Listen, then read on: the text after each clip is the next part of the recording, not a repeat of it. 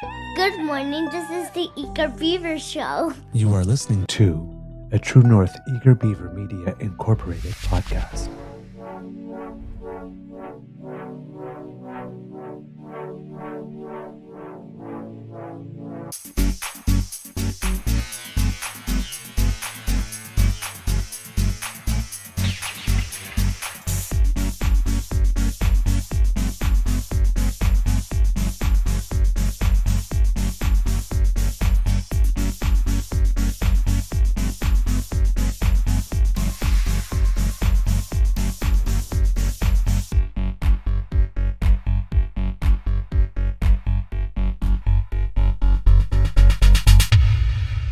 The True North Eager Beaver podcasts are proudly brought to you by our founding sponsors, the Miss V Mysteries from Corvid Moon Publishing, your source for science fiction, fantasy, and cozy mysteries featuring a broad diversity of characters. PsychicTarot.ca, book your tarot reading and unlock your spiritual journey. And the Pepper Master, hot pepper sauces made from farm fresh ingredients to thrill your taste buds and expand your mind.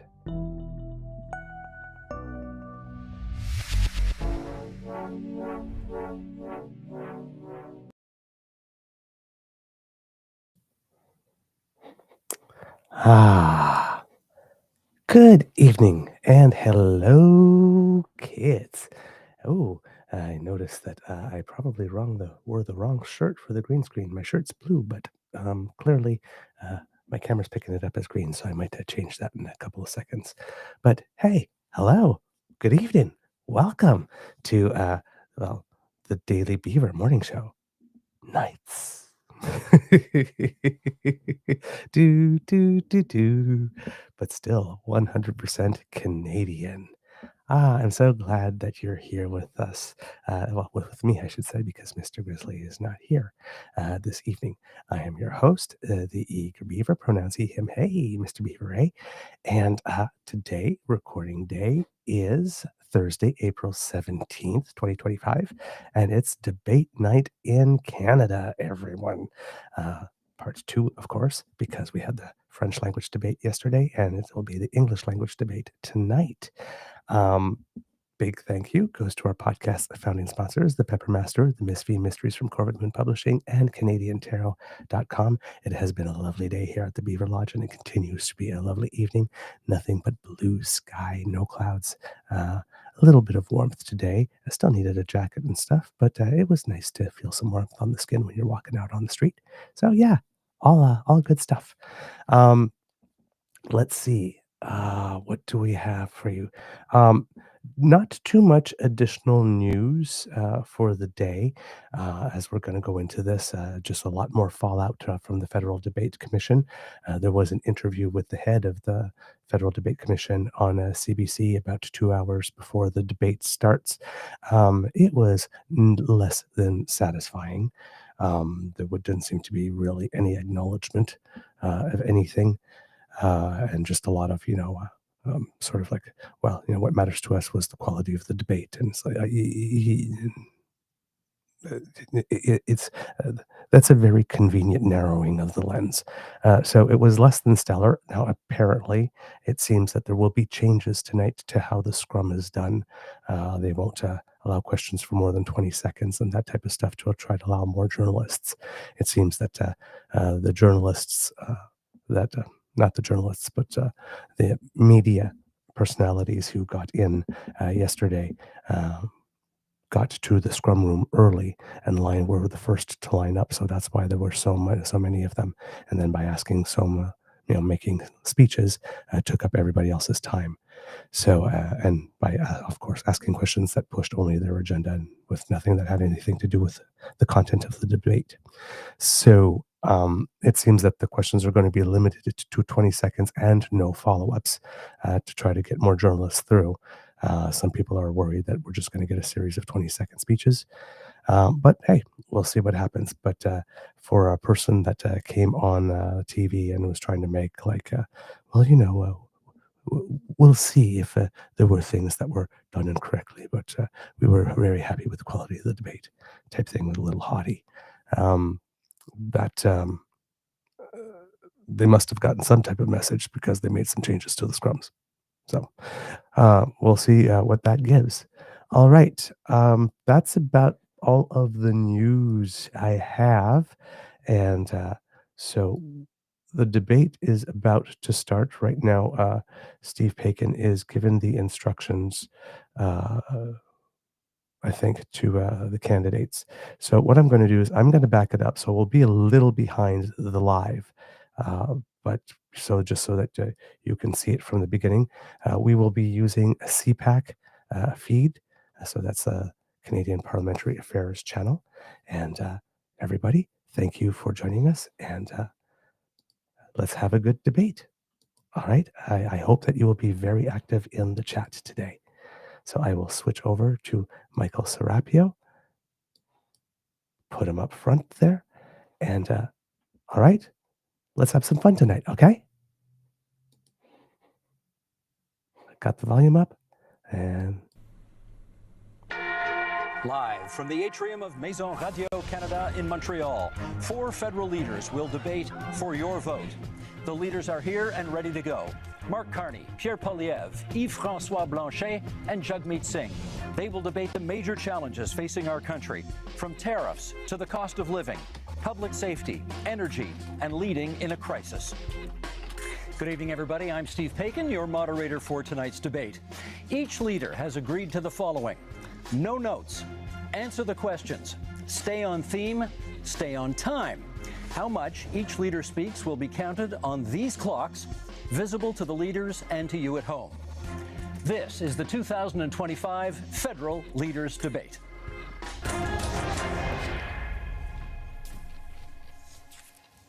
Well, welcome, leaders. Good to be with you here tonight in Montreal for what I'm sure will be a memorable evening. Our first theme is tariffs and threats to Canada, and we will begin with a round of questions. You will each have a minute to answer, and then we'll go to open debate, and the first question goes to Mr. Carney. Okay, what is the starting point for negotiations, Mr. Carney, with the United States if, as you have stated, our relationship with the U.S. is over as we know it? Well, first, Steve, may I thank you and also thank fellow leaders for their service to Canada, people at home for taking the time to watch. I just want to underscore the premise to your question, because I think the relationship that we've had with the United States, relationship over the course of almost the last 4 decades, which has been one of steady and increasing integration, has fundamentally changed because the president is looking to fundamentally restructure the trading system. So the starting point has to be one of strength. It has to show that we have control of our own economic destiny, has to have a clear plan here at home to build this economy, to diversify our trading partners with like-minded countries, and also has to have a position of strength in terms of our reaction to the U.S. unjustified tariffs. And that's why we have put in place counter tariffs that have maximum impact in the United States and minimum impact here at home. Mr. Poilievre, would you do anything differently? Well, first of all, thank you, Steve, and thank you to our fellow contestants here today. It's an honor to be here. What would I do different? Well, I'll start by what I would do the same. I think we do need to counter the American tariffs with our own to deter this economic aggression. We must make clear that we will always be sovereign and independent. What would I be doing differently? Well, we need to be in a position of strength. The Liberal government has weakened our economy with anti-energy laws, red tape, and high taxes that have driven $500 billion out of our country into the United States and made us incapable of shipping our resources overseas. That weakness threatens our ability to stand up for ourselves. So what would I do? I would cut taxes, red tape, and approve our resource projects so that we can get our goods to market and bring home the jobs, so we stand up to President Trump from a position of strength. Mr. Singh, you get the next question. Can we trust the United States to work with us on matters such as Arctic sovereignty and defense policy? I think we've seen, first of all, good evening, everyone, and thank you for tuning in, and thanks for the question, Steve. We've seen what, for a lot of people, feels like a betrayal when we look at the United States. I grew up in a border town. I grew up in Windsor, and we saw how connected we were as a city and as a community. People lived on one side of the border, worked on the other. People traveled back and forth all the time. we're in the automotive capital of Canada, and we knew how important it was to be able to build cars in Canada, but we saw that those cars went back and forth across the border. Seeing what Donald Trump did to attack Canada in this unprovoked way without any justification really felt like a betrayal. And so Canadians now are right to say, well, we don't really trust Donald Trump at this point, and we can't really have a lot of faith in him. So when it comes to our Arctic sovereignty and our security, we need to make decisions that are in our best interest and no longer be so dependent and so reliant on the U.S. And that's what I would advocate for, making sure we are resilient, independent, and less dependent on the United States. Monsieur Blanchet, for you, what supports would you want to see for industries affected by tariffs, many, of course, of which are in Quebec? Many of them. First, be all welcome in Quebec and Montreal. You have me because I try not to speak English in Montreal. However, I think we should never underestimate the threat that Mr. Trump poses on Quebec economy and Canada economy and Mexico economy. But we must acknowledge the fact that the economy of Quebec is built differently. The challenges are not the same. The necessity for Quebec to have at least partly its own voice in the negotiation is important. The difference between Quebec and Canada is very important in terms of economy, but also in terms of identity and language and values and who we are and the way we want to handle immigration. So we have the right to be different, and if this difference is being respected by whoever becomes Prime Minister of Canada, we will be reliable partners in order to achieve the best possible negotiation and protect ourselves and our economies as partners. Merci, Monsieur Blanchet. Okay, we now move into open debate, and I'll start it off, Mr. Carney, with you, and then we go from there. Do you still support dollar-for-dollar tariffs, even if they ultimately threaten Canadian jobs and businesses? No, and in fact, we've already moved off from dollar-for-dollar tariffs. We have to recognize, and I think we all do, the United States economy is more than 10 times the size of the Canadian economy.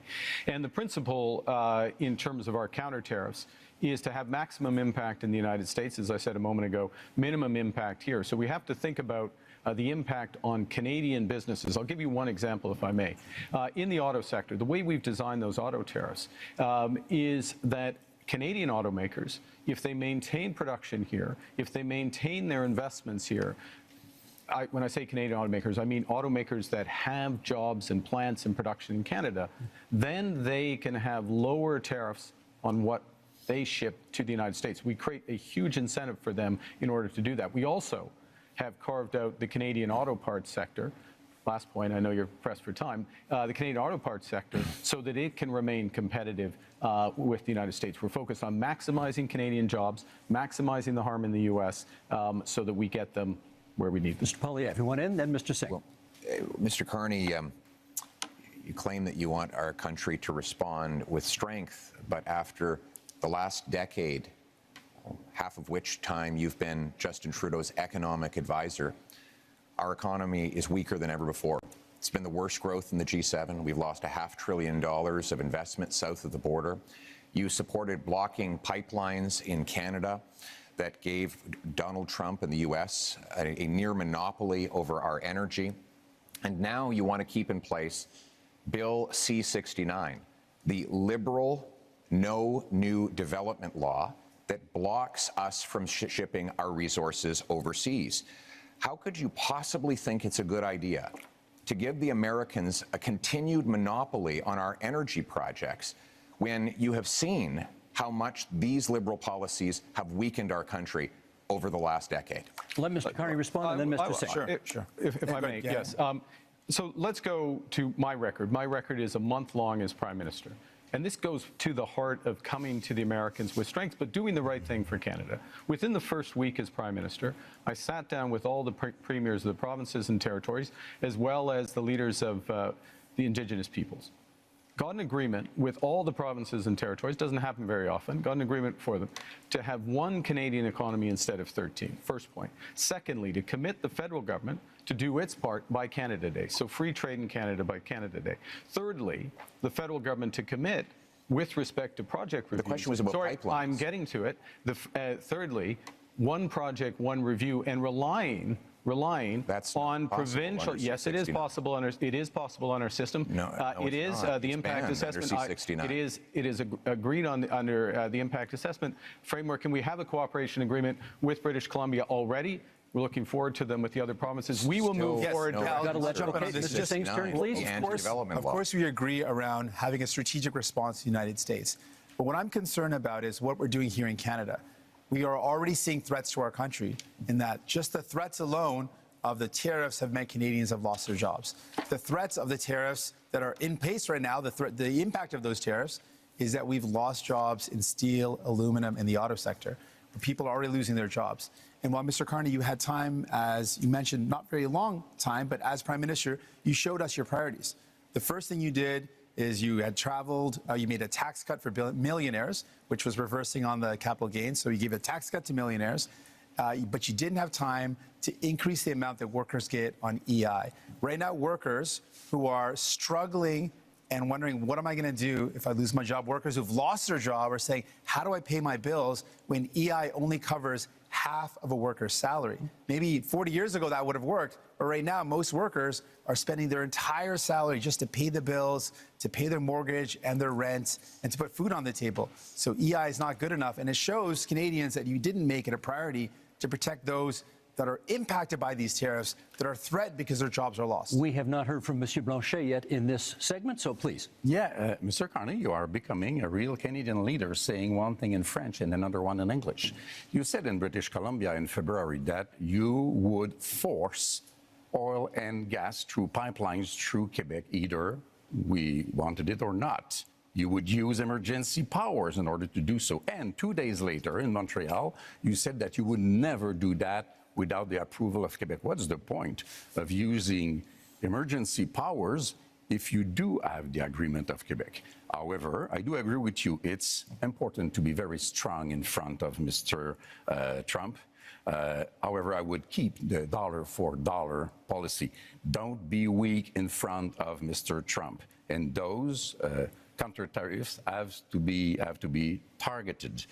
You have put out already $2 billion for Ontario auto industry, car industry, and the lumberwood industry in Quebec has already paid to United States $2 billion, and you have not raised one finger in order to help us. Let's get from Mr. Poliev and then a response from Mr. Carney. Well, Mr. Carney refused to answer the question about pipelines. Just the other day, he said that he doesn't necessarily think we need to build pipelines. Let me tell you what that means.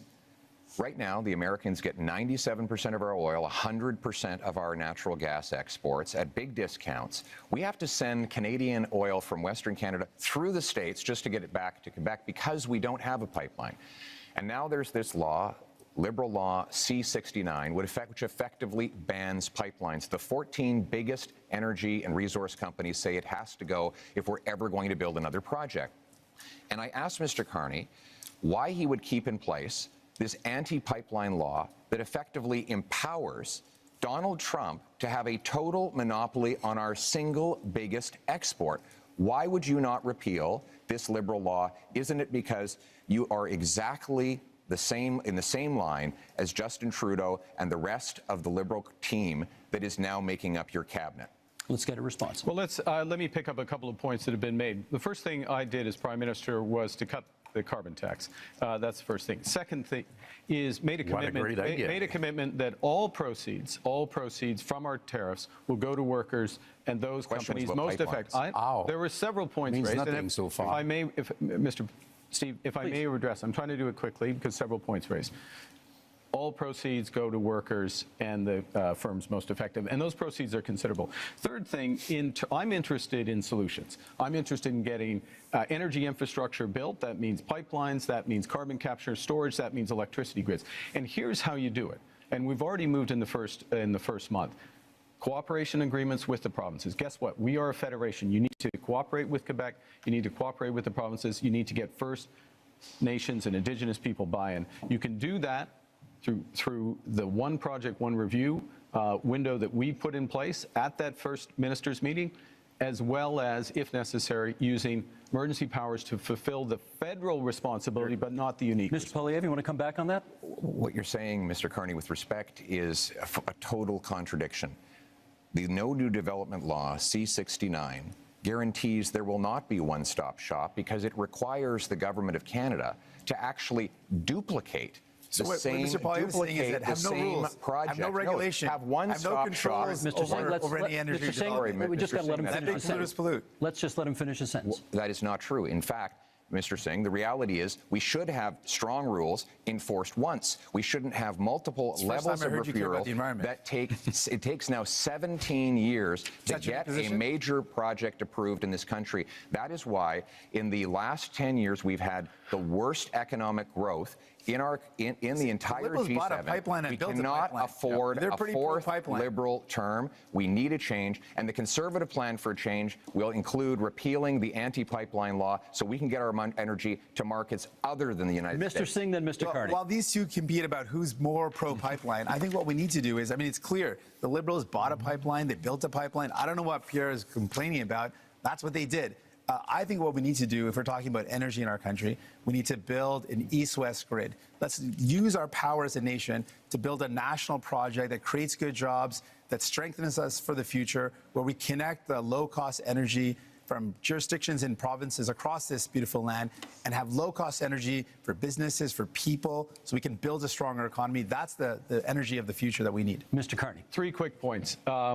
First, the pipeline built, yes, TMX built. That's why oil exports up 50% over the course of the last few years. Secondly, I don't think Mr. Singh is absolutely right about the east-west grid. Grid interconnections, which is part of the energy corridor, huge opportunities for this country. We have to be able to do more than one thing. Third point, fundamental point.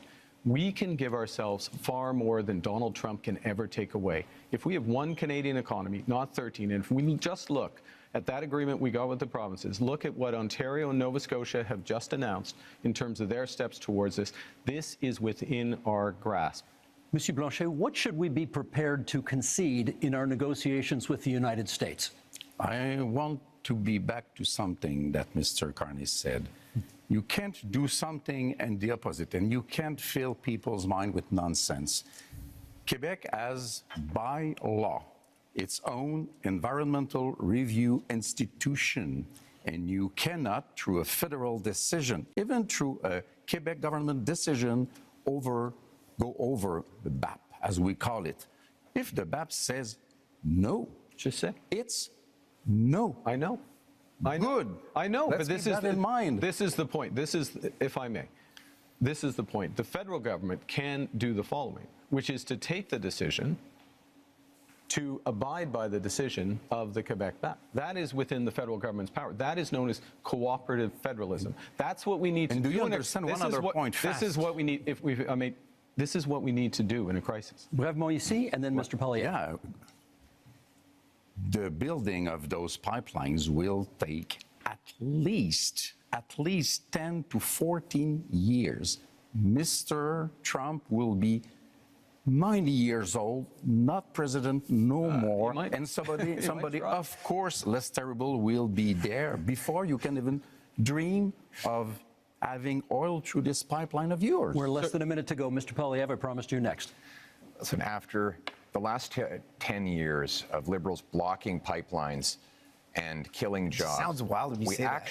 we actually need to get things done. sense. We need a change, and our Conservative plan for change will repeal the No New Pipelines law.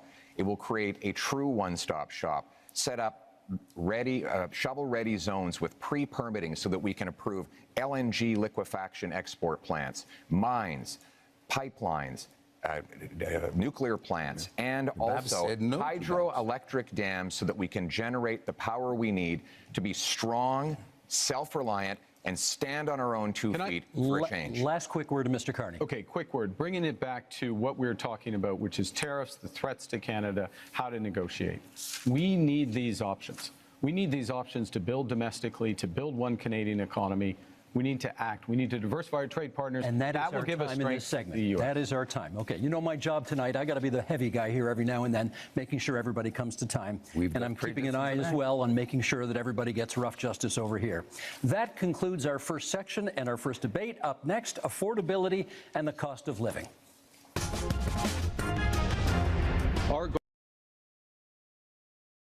All right.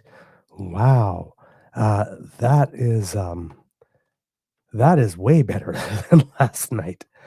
Oh, wow. They got really right into it. I don't know if you guys are loving this, Kits and Cubs, but I am definitely, for sure. I think we might have all noticed that it seems here that Pierre is nervous. He knows he did not. Actually, I'm going to go over here. Let's do that. He knows he did not nail it last night.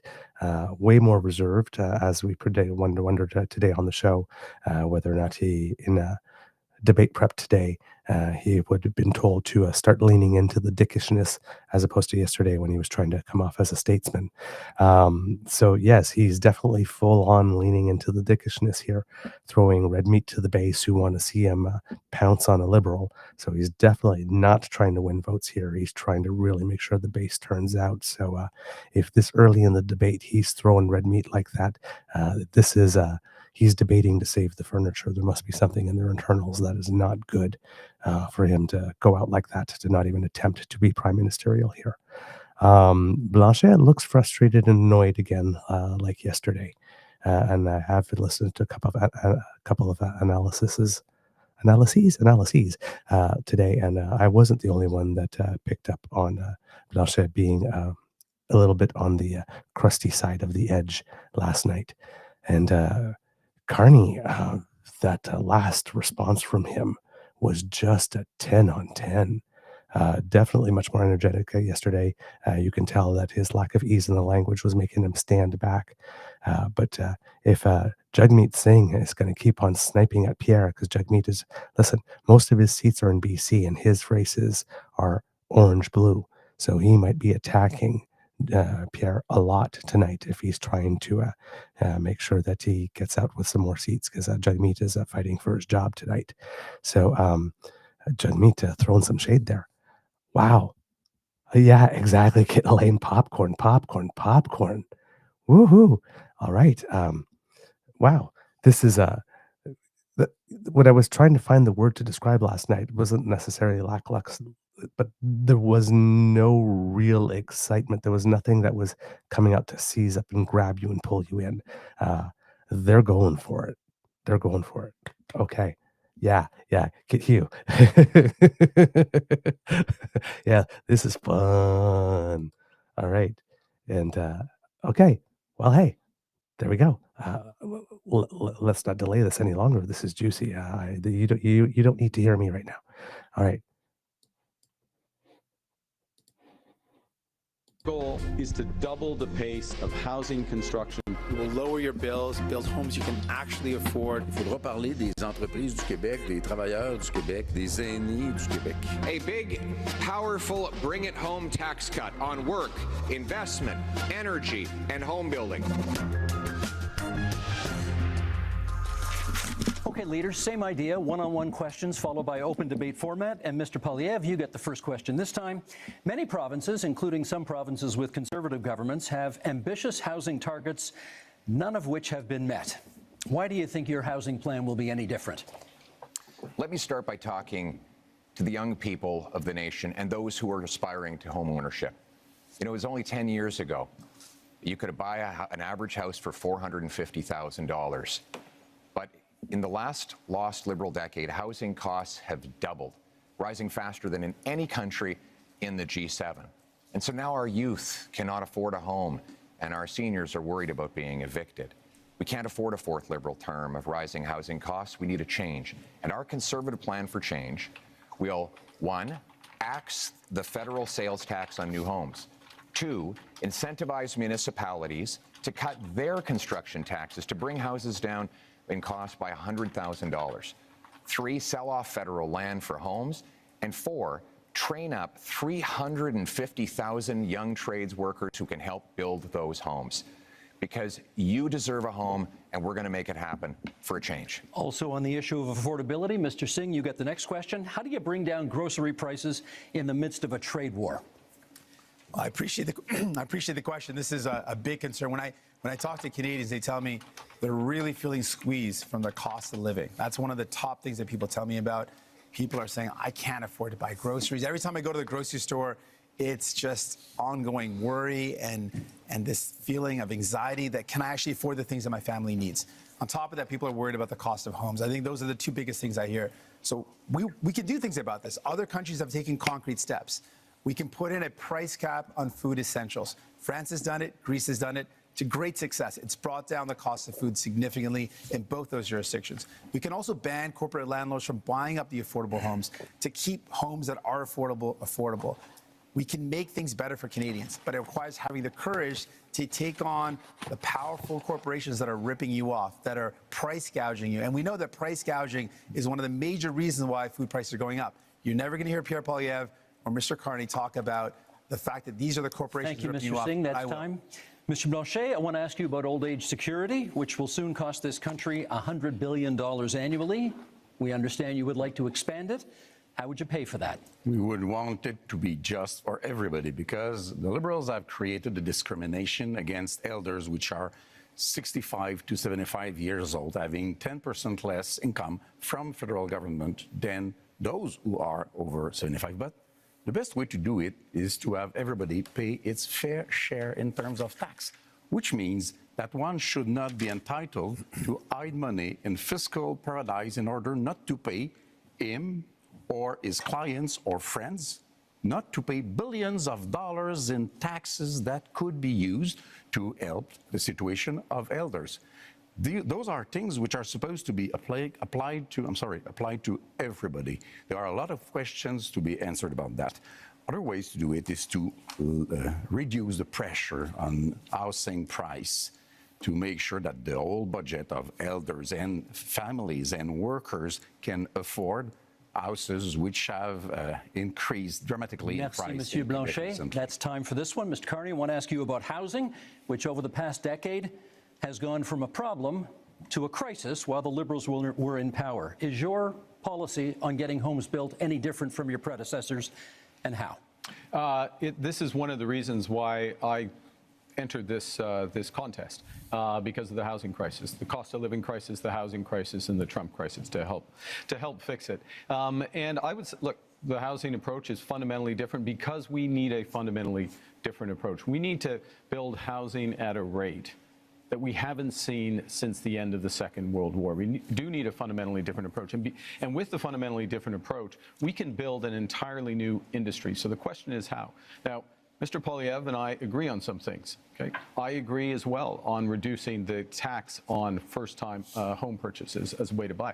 But I am focused on increasing the supply of homes and doing that in a way that uses Canadian technology and modular prefabricated housing, that uses Canadian lumber, including in reinforced timber, and uses Canadian workers. And in all respects, we're scaling up to double the rate of home building. Thank you, Mr. Carney. That's time. We now move to open forum here. And Mr. Singh, you get the first comment. Many of you have pledged to cut the GST on many aspects of buying a home. And Mr. Singh, I want to ask you, would you cut the GST on anything else in order to make life more affordable? Absolutely. In fact, I'm the only one on this stage that fought to give people a GST holiday. Interestingly, while that GST holiday helps working class folks, middle class folks by taking off the GST off essentials, the Conservatives under Pierre Poilievre voted against that. They opposed the idea of giving people, actual folks that need help, a tax break, and would rather give millionaires a tax break, which shows you whose side he's on, which is not surprising. But what is surprising is that Mr. Carney also said that giving people a break on their GST is a bad idea. Mr. Carney, why do you think giving a tax break to capital gains folks that earn more than $1 million is a good idea, but helping a family afford their groceries, helping people afford their bills for their internet, their cell phone, their home heating, giving them relief to take the GST off those is a bad idea, but giving a tax break to people who really only earn over more than $1.4 million, that's somehow a good idea. Okay, you went after That's your numbers. You went after Mr. Poilievre first, so I'm going to give him the first shot to respond. Well, Mr. Carney, the reality is that housing costs doubled under the Liberal government. While Justin Trudeau made exactly the same promises that you are now repeating today. He promised that he would double home building. In fact, home building went down. He promised that he'd reduce the cost. In fact, it went up. And now here we are.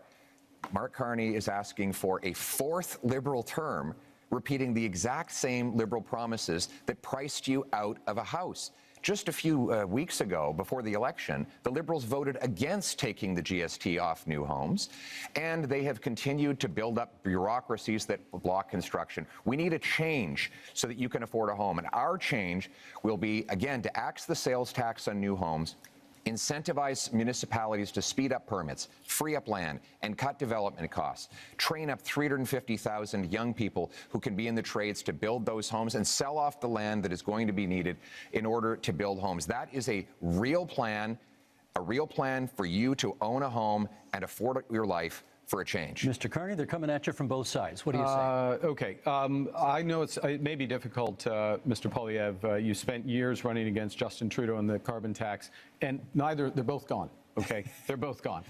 And we're in a new impersonation of them with the same policies tonight. Very different. Look, I'm a very different person from Justin Trudeau. Focus is on results. Were you his economic advisor? And so how to drive results in the housing market, you've got to change the model of building. You've got to increase the financing for housing developers, $25 billion on the table for those housing developers, $10 billion for deeply affordable homes, cutting development charges in half, lowering the cost of the building of those homes by 20%, and lowering the emissions and the run costs of those homes by another 20%. This is how you drive affordability. This is how you bring young people back into the housing market. Exactly what Trudeau and then Mr. promised. Singh. You claim to be very different from Mr. Trudeau. Now, the point is to show that you are any better than Mr. Trudeau.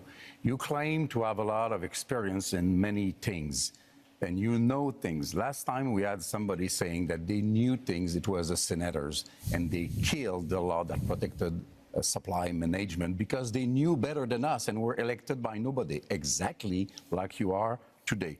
You say that you are a great crisis manager. Which one? I heard of nothing. As far as I know, Brexit happened, even if you were against it. You say you are a great negotiator. What have you negotiated but fiscal paradises in Bermudas or Cayman Islands? You have to prove something, and you have to reveal what you own in those companies if you want people to believe you. Mr. Singh, you wanted to... Yes, returning to the topic of housing. Now, it's very important. Obviously, we need to build homes that people can afford. Mr. Poilievre had the opportunity to show us what he could do. He was the Minister of Housing under Stephen Harper. And during that time, guess how many homes he built? He built 6 homes during that entire time. This is not something you can trust to build homes. He built 6 homes. 200,000. This has been confirmed again and again. He built 6 homes. That's it. Now, the problem, though, with Mr. Carney is, well, he's laid out a plan.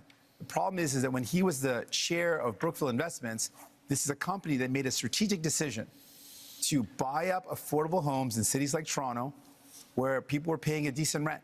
And they purposely bought those homes, kicked out the tenants, and jacked up the rents. That is not someone you can trust, sadly, to deal with the housing crisis when, Mr. Carney, you profited off of it. We're going to get responses here. Mr. Poilievre first, Mr. Carney second. First of all, Mr. Singh, the Toronto Star, the Toronto Star debunked your falsehoods. No, it was 6 homes, and I appreciate neither Liberals or NDP are very good with math, but in that year, the year I was the minister, if I could, which is great. The year I was, Singh, let's let him answer. In the year I was high enough, though. The year I was minister, we had 200,000 homes built, and guess what the average price of a home was at the time? $450,000. And guess what happened at the end of the Conservative reign? One bedrooms rented out for $900, and that's since that time, housing costs have actually doubled under the Liberals. They doubled and under the Conservatives too. Now we have Mr. Carney making tens of billions of dollars of spending promises that will ultimately continue to build bureaucracy. We don't need more bureaucracy in Ottawa. We tried that for 10 Liberal years, Mr. Carney. What we need is to build homes in communities. And that means axing taxes on home building and getting the government out of the way so that builders can actually build. I think, Mr. Carney, you are on housing. We need a change, and you, sir, are not a change. Mark Carney. I'm going to pick up on, I thought that answer was quite revealing. The first thing is that it's an attitude towards housing that absolutely ignores affordable housing, deeply affordable housing, issues with vulnerable people, ignores the rental market, ignores all other aspects of it. So the 6 are the relevant. Mr. Singh is absolutely right. The 6 are the relevant. 200,000. The 200,000 are a different part of the housing market. There are many Canadians. There are many Canadians at different income levels. The second thing it reveals is a misunderstanding, or, well, a misunderstanding, I'll be polite, of how the government's balance sheet can catalyze enormous private investment. And that is what we need to do to solve the housing crisis. It happens to be what we need to do as a whole to address the economic crisis that's been forced on us by President Trump. Mr. Blanchet? Yeah. You have spoken much more than I have, so I won't ask a question. I will make a statement instead. I'm not saying no. I'm not saying that you cannot do what you pretend that you are able to do. We just have no proof so far. I'm saying quite clearly that you cannot be entitled to do it alone. You cannot be entitled to hold all the power in your 2 hands. You cannot go out there and fix things for Canada and Quebec without being seriously checked by serious people.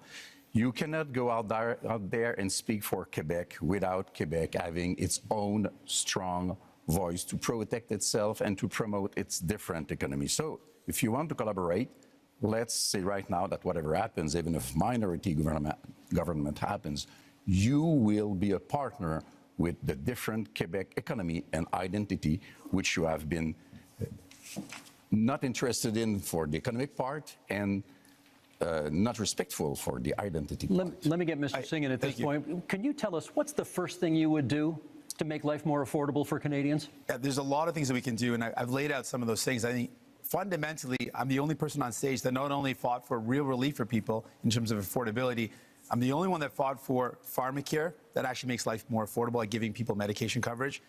Dental care, it gives people more affordability by letting them access their services if you're a senior and a kid. I fought for childcare to make sure people could afford childcare. All measures that Mr. Poilievre voted against, all measures that Mr.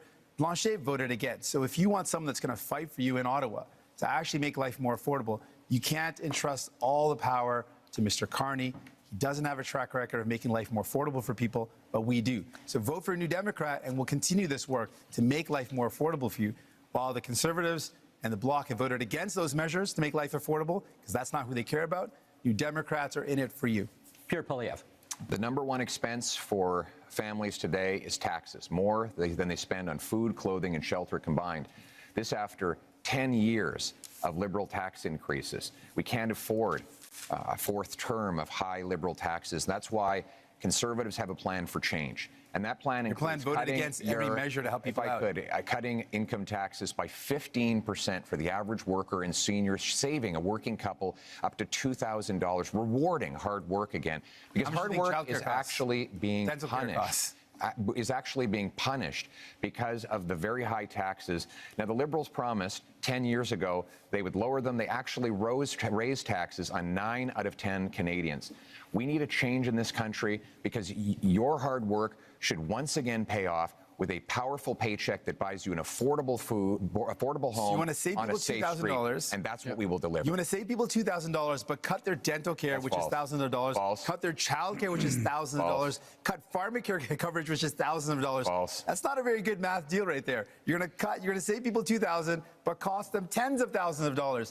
That's why you cannot afford Conservatives, and you certainly can't trust the Liberals on their own. Turn. You need New Democrats. Mark Carney. I'm going to reinforce that point, and then I'll respond to Mr. Blanchet. Child care in this country, $3,000 to $10,000 a year for a family, depending on where you live. Province, jurisdiction. Depending on where you live, that's what's being saved there. $800 per trip to the dentist. We've expanded dental care to 8 million Canadians. 8 million Canadians. Because New Democrats are there. Pharmacare. These are fundamental issues for affordability. We're talking about affordability and taking them off in order that's why you need tax. Quebec, that's not what I've said. And in terms of income taxes working with Quebec, for Canadians. Yes, absolutely. Throughout the short time I've been Prime Minister, working directly with the Premier of Quebec, our Minister of Foreign Affairs, our Minister of Finance are from Quebec. Quebec and Quebec issues, whether it's Why supply haven't you answered management, Mr. language, Legault's letter? He asked 5 things in the letter. He reduced his expectations. We're talking about- And you did not even answer him. And tonight, you are so much in love with Quebec. Steve, the question that Canadians have to ask. Why vote for whether- Conservatives when why- we're the same why- team why- as He's got the costing Mr. tens of Singh. thousands? Mr. Singh, sorry, he has the floor. Come on. The question you have to ask is, after a decade of Liberal promises, can you afford food? Is your housing more affordable than it used to be? What is your cost of living like compared to what it was a decade ago? And are you prepared to elect the same Liberal MPs, the same Liberal ministers, the same Liberal staffers all over again for a 4th term? Mr. Carney, Justin Trudeau's staffers are actually here with you at this debate in Montreal, writing the talking points that you are regurgitating into the microphone. How can we possibly believe that That's you are painful. any Oh, well, that's different painful. than the previous 10 years of Liberal 25 government? seconds left in this segment for you to respond to that. Look, I do my own talking points. Thank you very much.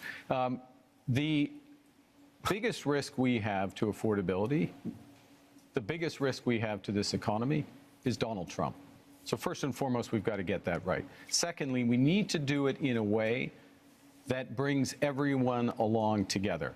That means preserving pharmacare, dental care, child care, reinforcing health care, spending our whole Intrusion social safety. in clock is Quebec on- jurisdiction over and again. I like the if clock is we're on any zero. better than we are. The clock is on there zero. one thing This- Canadians can do that Quebecers cannot do? You are doing intrusions in our jurisdiction with our money, pretending you are better, and most of the time you try to copy what we did with our own money against us. What's that? As a policy, don't you have your own things to care Gentlemen, about? that really is time for this segment. I wanted to be polite and let everybody finish their But points, I'm but far we beyond, got to move so on. I took the liberty. Thank you. Okay, that ends section 2. Up next, public safety and security.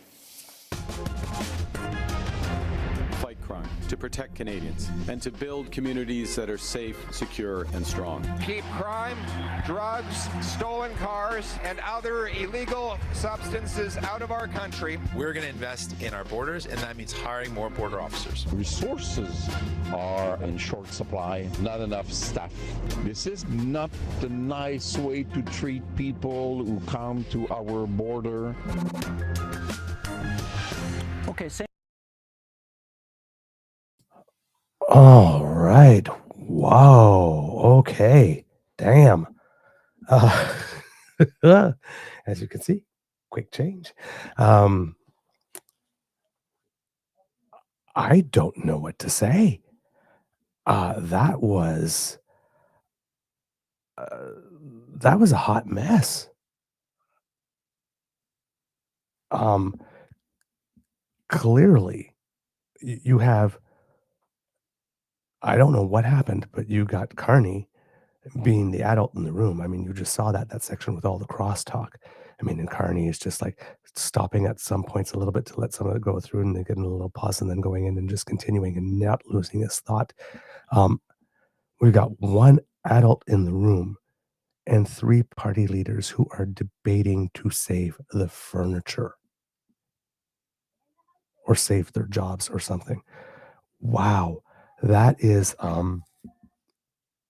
amazing. And of the 3, Mr. Singh is the one who's doing the best in terms of he's landing some shots, you know. And I mean, this guy is going to be a pain in Poilievre's ass all night long. I mean, we're just watching Poilievre get a taste of his own medicine, how he treats other people. And then he's trying to do it to Carney. And you see actually Carney smiling and smirking. He's loving this because he knows Poilievre is drowning. And he's just letting him drown. Oh my God. This is an implosion. Blanchette in that last little clapback from Blanchette at the end there. Yeah, that's not going over well. And Blanchet is like just trying to bait Carney to say something about Quebec that he can then take and run with for the next 10 days and nail himself to a cross with. And Carney's just not giving it to him at all. Wow. Okay. Okay. Damn. Let's keep going. This is too good. This is juicy. I'm loving this. Oh my God. All right. Um, back to the debate. Again, you don't need to hear me. I mean, let's just watch them implode.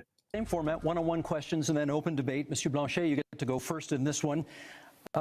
Public safety and security. For a lot of people, that means the fentanyl crisis. I'd like to know what you could contribute to ending that crisis in this country.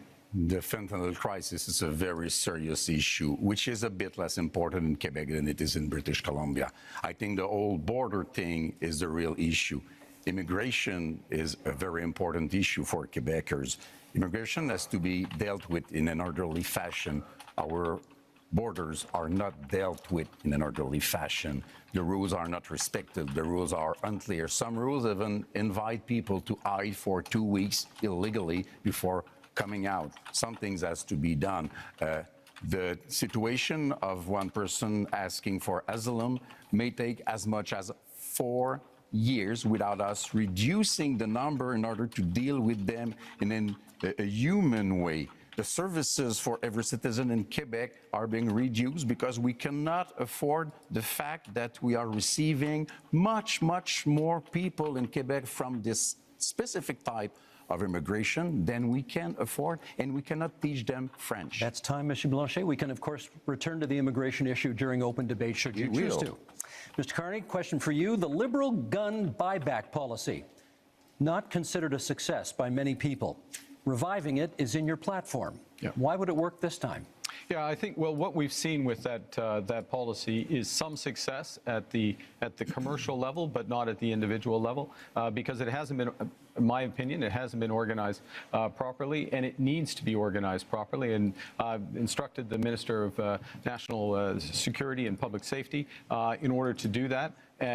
So part of this is a different focus of government, a focus on results, a focus on clear milestones in the short term. Let me make a broader point, though, on gun, which is that we have a problem with guns coming over borders, which is why we've tightened our borders. We have an issue, though, with a gun industry that is continually coming up with new forms of assault rifles, mass killing machines. We've banned over 2,000 of these. Every single time there has been a vote in the House of Commons on gun control, Mr. Poilievre has voted against it. You can't be tough on crime unless you're tough on guns. Mr. Poilievre, you can come back on that in the open debate if you want to, but my question for you in this segment is, Indigenous people are statistically overrepresented in our correction system. Are you concerned that your tough on crime platform will make that worse? I'm concerned that Indigenous people are disproportionately the victims of crime. I give you the example of a wonderful group of Indigenous people who came under attack in Saskatchewan, and many of them were murdered. Killer was out of jail after 60 prior convictions. This is the result of 10 years of liberal laws that allow the same offenders to be released dozens and dozens of times, even when it's known they are a danger. We can't risk a fourth liberal term of soft on crime policies. We need a change. And the Conservative plan for change will bring in a 3 strikes you're outlaw. 3 convictions for serious crimes, you go to jail for at least 10 years, maybe for life, no chance of parole or bail. We will bring in life sentences for traffickers of fentanyl, human beings, and guns, and we will secure our borders to keep the illegal guns Thank you, Mr. Poilievre. That's time. Mr. Singh, your question is about the RCMP, because you've got RCMP reform in your platform. What, in your view, is the problem with the RCMP? Well, some of the basis for this is the concern that's been raised in more rural communities and northern communities that there have been some serious concerns about violence or inappropriate use of force when it comes to the execution of their duties. We want to make sure that we've got a top-tier police force that provides security and safety to those communities in a way that's sensitive and understanding of the communities they're serving. I also think what's very important is for Indigenous communities, Indigenous policing. This is an area of deep concern. I think everyone in our country should be safe. You should be able to be safe at home, safe when you go to work, safe if you take public transit, safe for your kids to be able to play in the local playground. and that's something I'm committed to. And the other area that I'm focused on when it comes to public safety is making sure we prevent crime before it happens, and that's why we want to see increased investments in our border security. We saw under the Conservatives, they cut 1,100 border officers in one day. So that prevented our ability to keep our borders safe. That stops those materials from coming into the country. Mr. Singh, that's time. Not sure it was about the RCMP, but maybe we can get back to that during the open debate segment, which we go to right now. And Mr. Poilievre, you get the first word on this one, and it sort of dovetails on the last answer you gave, which is you have pledged to be the first prime minister in this country to use the notwithstanding clause, setting aside charter rights of, as you call them, multiple murderers. Why do you think that's necessary? To be clear, I want to uphold the charter rights of Canadians under Section 7 to life, liberty, and security of the person. Right now, that right is violated by multiple murderers who are given discounts. The case in question was a gentleman who went into a mosque and shot dead 6 innocent worshippers. He got, according to this ruling, only one 25-year sentence, meaning he can be out in his 50s. He only serves 4 years for every murder that he carried out. That is outrageous, and I will use the constitutional powers that are created for this purpose to ensure that mass murderers stay in maximum security penitentiary for life. They will only come out in a box. We will also pass tough new laws that prevent repeat offenders from getting out. If you commit 3 offenses under the 3 strikes law I propose, you will not be allowed out of jail until you prove that you are drug-free, that you are behaved perfectly, and that you've learned an employable skill, and you've served a 10-year sentence. We cannot allow liberal crime and chaos to go on terrorizing our communities. What we need is a real plan for change so that we can bring back the safety and the security that Canadians used to take for granted. Let me get Mr. Carney to respond to that. You think that's an appropriate use of the notwithstanding clause of the Charter? I think that one of the core responsibilities of the federal government, Prime Minister, is to defend the fundamental rights and liberties of Canadians. And those fundamental rights and liberties of Canadians are outlined in our Charter of Rights and Freedoms, which is 43 years old literally today. I think it's a very dangerous slope to override judgments of the Supreme Court of Canada. In fact, the Charter of Rights and Freedoms exists to protect Canadians from people like us on the stage, politicians who may use their power to override fundamental rights. And the issue in using by the federal government, I'll stop here, is not where you start, but where will you stop? Mr. Poilievre, I should get Mr. Poilievre on that. Is it a slippery slope if you use it in this case? I must say, I would be quite interested too, because Mr. Carney said that he didn't want us to use the notwithstanding clause before adopting a law. And yesterday he said that he felt that it was wrong to use the notwithstanding clause after a law is adopted. So if we cannot use it before and we cannot use it after, it means that Mr. Carney believes that we should never use it. But it is very important. And the Ford case made it clear. The Constitution says how it should be used, but never how or what we will do with it, because it's the prerogative of the provinces. So do you want the Supreme Court to overrule another judgment of the same Supreme Court because you don't like it? Because that would be being the hell of a politician, as you define them. Well, let me just start by saying, first of all, thank you. I just started by saying, let's not let Mr. Poilievre get away with making this ludicrous claim that anyone on this stage thinks that violent crime should get a less severe penalty.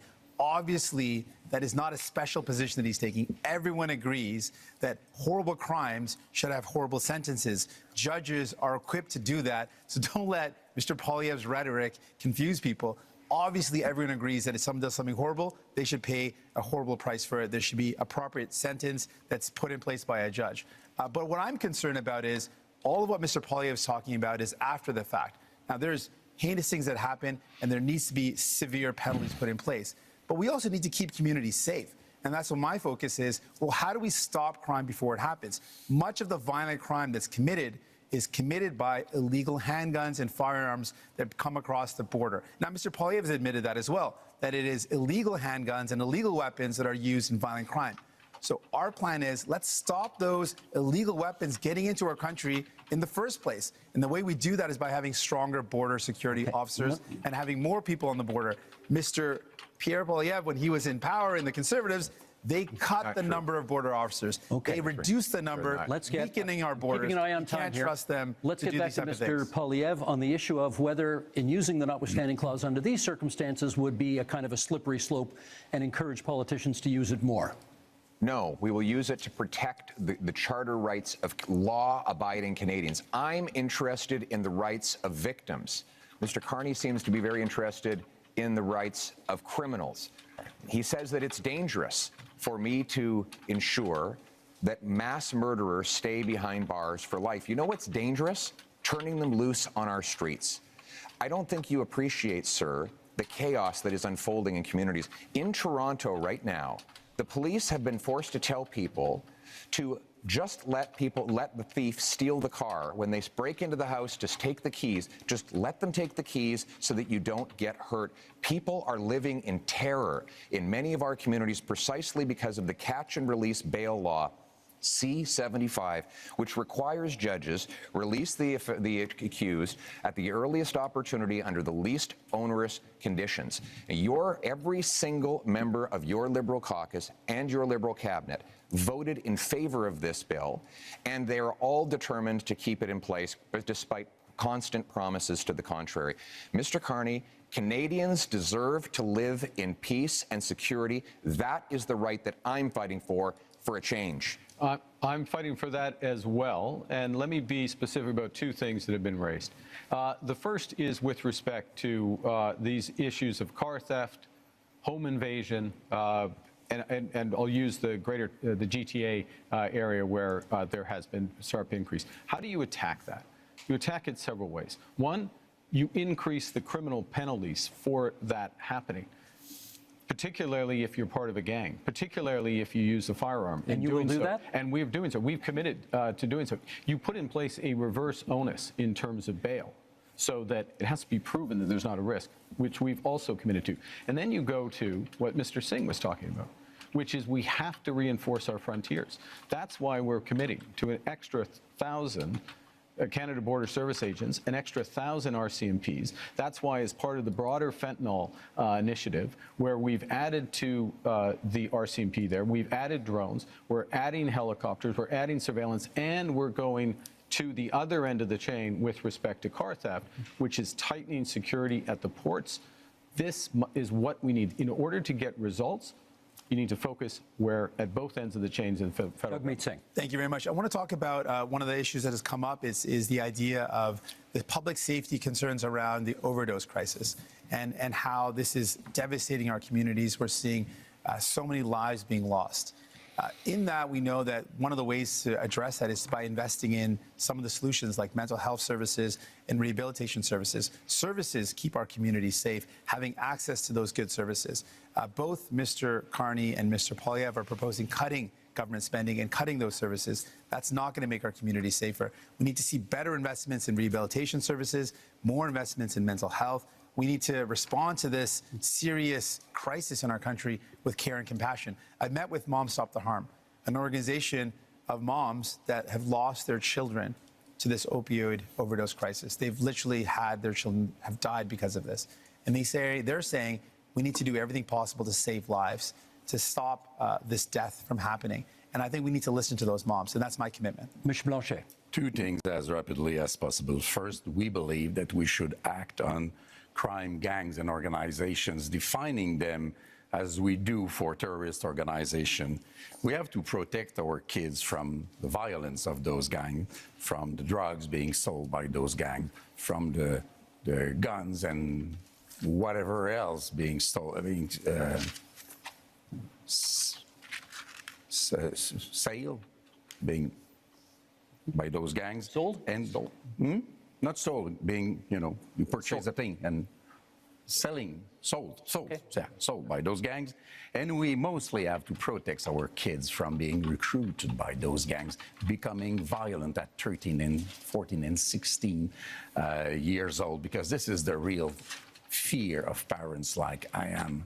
This is a very dangerous situation. I want to come back to immigration because we said that we would come back to immigration. Do you remember the Century Initiative, a sad memory? Officially, they said that they had not considered Quebec difference. They had not considered Quebec language. They wanted Canada to be a 100 million people country by the end of the century. Mr. Barton told me himself that he had not even thought about the Quebec difference in that analysis. And one of his closest collaborators is now a close consider to Mr. Carney, which seems to be part also of that kind of project or ideology. So it is impossible for Canada to have all those people come into Canada. It is impossible for Quebec to receive all those people. And in Quebec, we have the language and values and secularity of the state issue, which is very important. So I say, pause. Let's do things properly. Let's receive migrants in an orderly fashion and successfully as a measure of respect for them also. Mr. Poilievre, you wanted a word. I speak to families all the time who are terrified by the scourge of drugs and illegal guns. And we know those guns are not Grandpa Joe's hunting rifle. So when the Liberals try to ban hunting rifles, they're really going after the wrong people. 90% of guns that come in that are used in crime are smuggled illegally over the porous, Liberal-run borders. The border, and that's why the police. That's not true, and that's why the police. The border officers. The police actually, if I could, the police actually endorsed me. The police in Barrie, in Peel, in Sault Ste. Marie have all endorsed me because they know that I will go after the gun smugglers and criminals with 2,000 extra frontline border guards that will stop the guns from coming in. Now you want to hire but unlike the Liberals and NDP, I will not ban hunting rifles. The Liberals want to protect. I want to protect Canadians from criminals. The Liberals want to protect turkeys from hunters. I think we know which one makes most sense. Carney, quick intervention, Mr. Carney, and then I got a question for each of you before this segment's out. Okay. We absolutely fully support hunting and rights of hunters and Indigenous Canadians. But I want to raise an issue, which is a serious issue, talking about safety. There are people, we're in Montreal, in Toronto, across this country, who fear going to their synagogue, fear going to their community center, fear taking their children, leaving their children in school. And this has to stop. This is it's totally unacceptable. So what we're proposing is to make it a criminal offense to threaten or to impede anyone from being near or going to their place of worship, their school, their community center. This, it pains me that when we have to do it, because this is not what we should be doing as Canadians, of course, but we will put that in place. Let me get back, and this is a fundamental issue with respect Let me to get 10 seconds from each of you before this segment's out on what you perceive to be the biggest security threat to Canada right now. 10 seconds each. Mr. Poilievre. The physical security threat to our country is the rampant crime wave that is running out of control. After the last decade, we had a 116% increase in gun crime. We need to lock up the criminals. I got to hold you to 10 seconds. Mr. Carney? Well, we're in a security section. I think we didn't have a chance to talk about anything internationally. I think the biggest security threat to Canada is China. China, you say? Yeah. Mr. Singh? Biggest security threat, illegal guns and drugs coming across the border, and cuts to services that would make our public safety and security even worse. Last word to Monsieur Blanchet. The fact that neither Quebec or Canada is able to protect itself, and that we are still dependent and entirely dependent on Americans to protect us. Okay, that is the end of that section, gentlemen. Up next, energy and climate.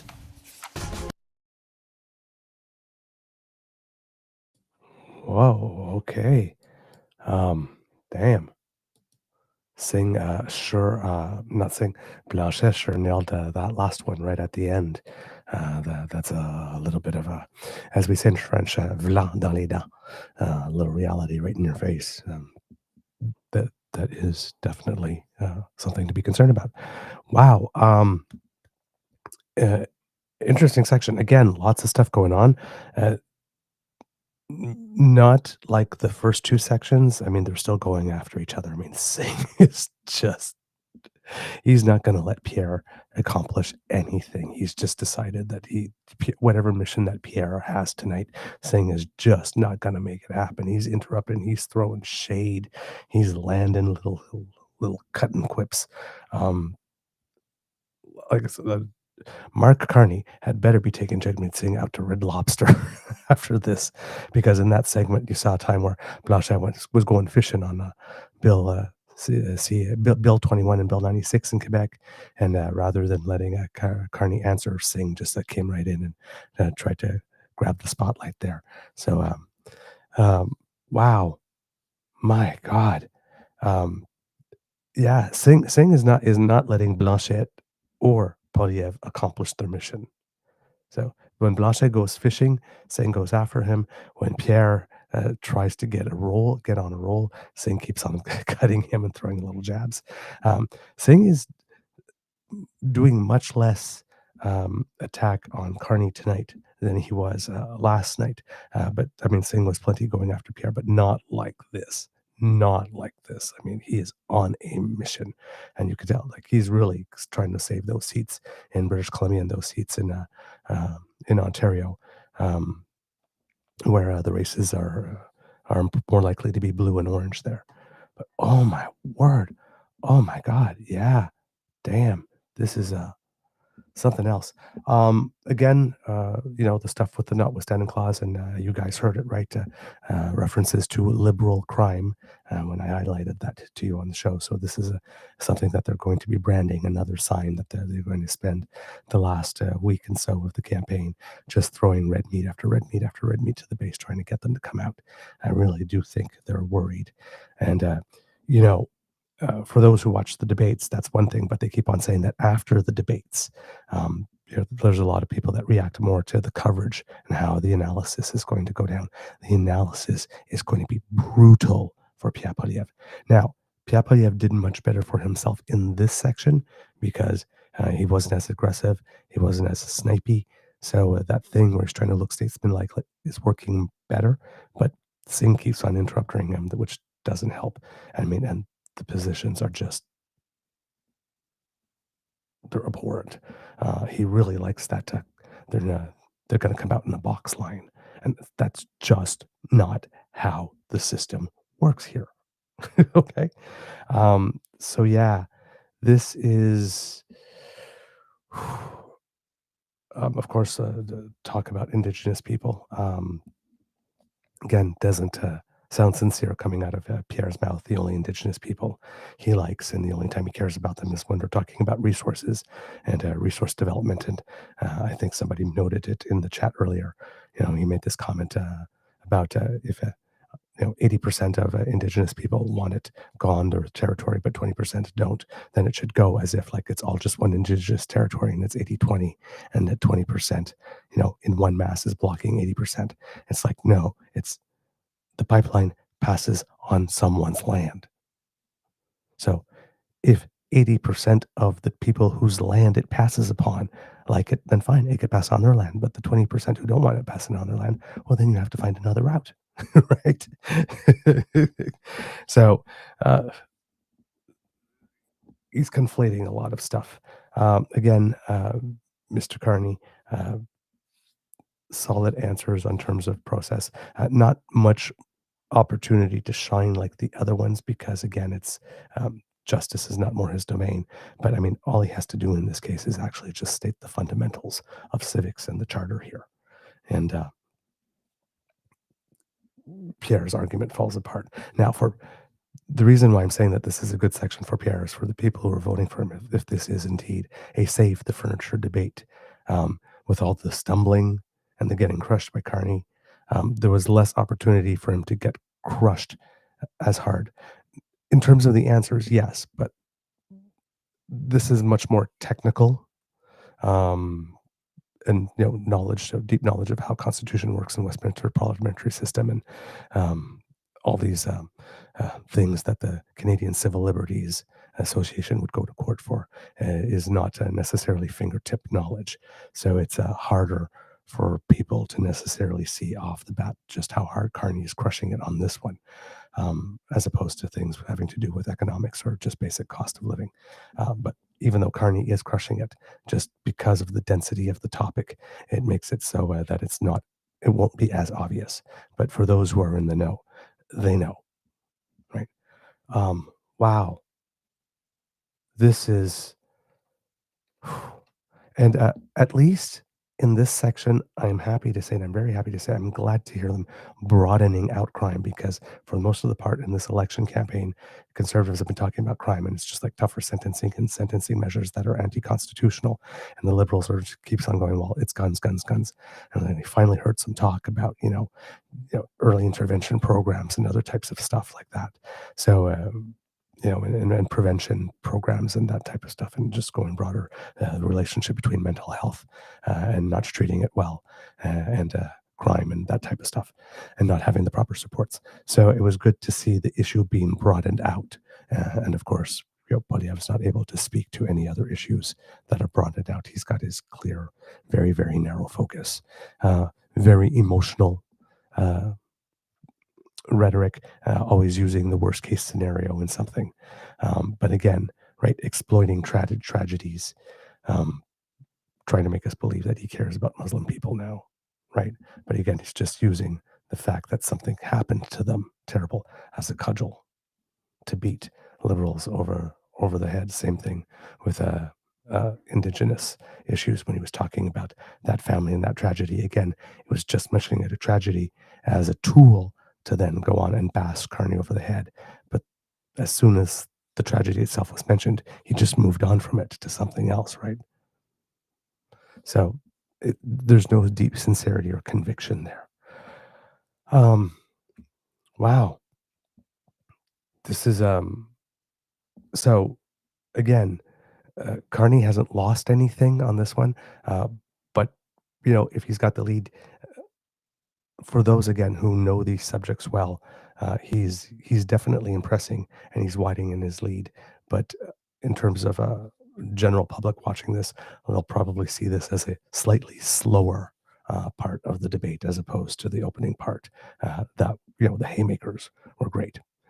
All right, we're going to go back to the debate and see that. I see you there, Mr. Nelson, but with due respect, you have come as a guest into our home. So we decide where the furniture goes in our home. Thank you very much. All right, next. Improving pipelines, getting things built, unleashing production. We are unlocking major infrastructure projects, including in conventional energy, oil and gas. We're speaking thousands of dollars a year for each family to pay for the damages of climate change. We can absolutely build important projects like an east-west energy grid. Energy and climate change. I know how much all of you love talking about pipelines, so here we go. Mr. Singh, to you first. Should Canada build new pipelines to get our oil and gas to market? Well, it's not an approach I favor with public money. There's not any projects that are on the table, so it's not a specific project to look at. I favor, when it comes to the environment, building an east-west energy grid that connects low-cost energy and allows for families to reduce their electricity costs. But let's put this all in context. We're talking about what our energy solutions are in the context of a climate crisis. And we're not just talking about a climate crisis in the far future. We're living it right now. I remember I met a mom a couple of years ago before I had kids who told me she was worried about taking her kids out on some days because of the forest fires in BC. It meant that it was unsafe for kids to go outdoors. Fast forward to when I became a parent just a couple of years after that, and I literally worry about the same thing. The forest fires we saw a couple of years ago meant that many places that didn't see this before saw days where there was such smoke in the air that it was dangerous for kids. We've seen extreme weather, forest fires, heat domes, floods impacting us. We've got to do everything we can to Thank you, protect our Mr. future. Singh. That's time. Mr. Poilievre, where does fighting climate change land on your list of priorities when it comes to expanding energy opportunities in this country? It lands within our priorities of bringing home jobs while bringing down emissions around the world. Look, the reality is that if we push production out of our country to more polluting countries, it actually makes the problem worse. But that has been exactly the Liberal approach with the anti-development law, C-69, blocking of 15 LNG export plants over the last 10 years. We have seen more of those jobs go abroad. I want to bring them home. My plan will be to approve, for example, natural gas liquefaction and export. If we sent our gas to India, for example, to displace half of their demand for electricity, we could reduce emissions by 2.5 billion tons, which is 3 times the total emissions of Canada. That's the way we bring emissions down and jobs up. It's common sense, and now it's time to bring it home. Thank you, Mr. Poilievre. The next question is for Mr. Carney. How would your government fast-track pipelines and mining projects while also following the Supreme Court decision that requires consent of Indigenous communities? Well, I think the first thing, and this goes back a bit to where we started, which is recognizing that we are in a crisis. We need to act with maximum force, and having a process and a consultation, but a consultation with a purpose, which is to identify those projects, those investments of national interest that are really going to move the dial in terms of growth, jobs, energy security, well-being consistent with long-term competitiveness, which necessarily means lower carbon. And so part of that process is ensuring that First Nations, Indigenous peoples, are there from the start. It also includes their ability to participate fully in those projects, and that's why, and I know you, I can tell, like, you've got to tell on when I've gone on too long, so I'll finish up, which is, that's why we're doubling. Our proposal is to double the Indigenous Loan Guarantee Program to $10 billion. What does that actually mean? It means an ability for them to invest equity in those projects and be full partners. Thank you. My tell is my clock, and my clock is at 0, so that's how it goes. Monsieur Blanchet, do you still oppose pipeline construction in Quebec, even though a majority of Quebecers now apparently say they support it? We will know about that when we have held the debate about that, which has not begun yet. We are just beginning it. First, we are hearing very creative numbers, and we are being fed nonsense, and we will be back to it in a few minutes. But energy, trade, commerce is from south to north or north to south, and it's true in Quebec also. In a little more than 3 years, Donald Trump won't be in office, and there will be not one more pipeline having been built once we get there. So let's be serious, responsible, and we will be back with the numbers. We don't want to pay in Quebec for such monstrosities which will provide us with nothing. We now move to open debate, and you all will get a chance, or have had a chance, to get the first shot at this. And Monsieur Blanchet, it is your turn to get the first shot. Canada has a substantial supply of critical minerals which are in high demand. Are you in favor of allowing these minerals to be mined? Of course, it has to be done properly. Quebec has probably the most important clean phosphate reserves in North America.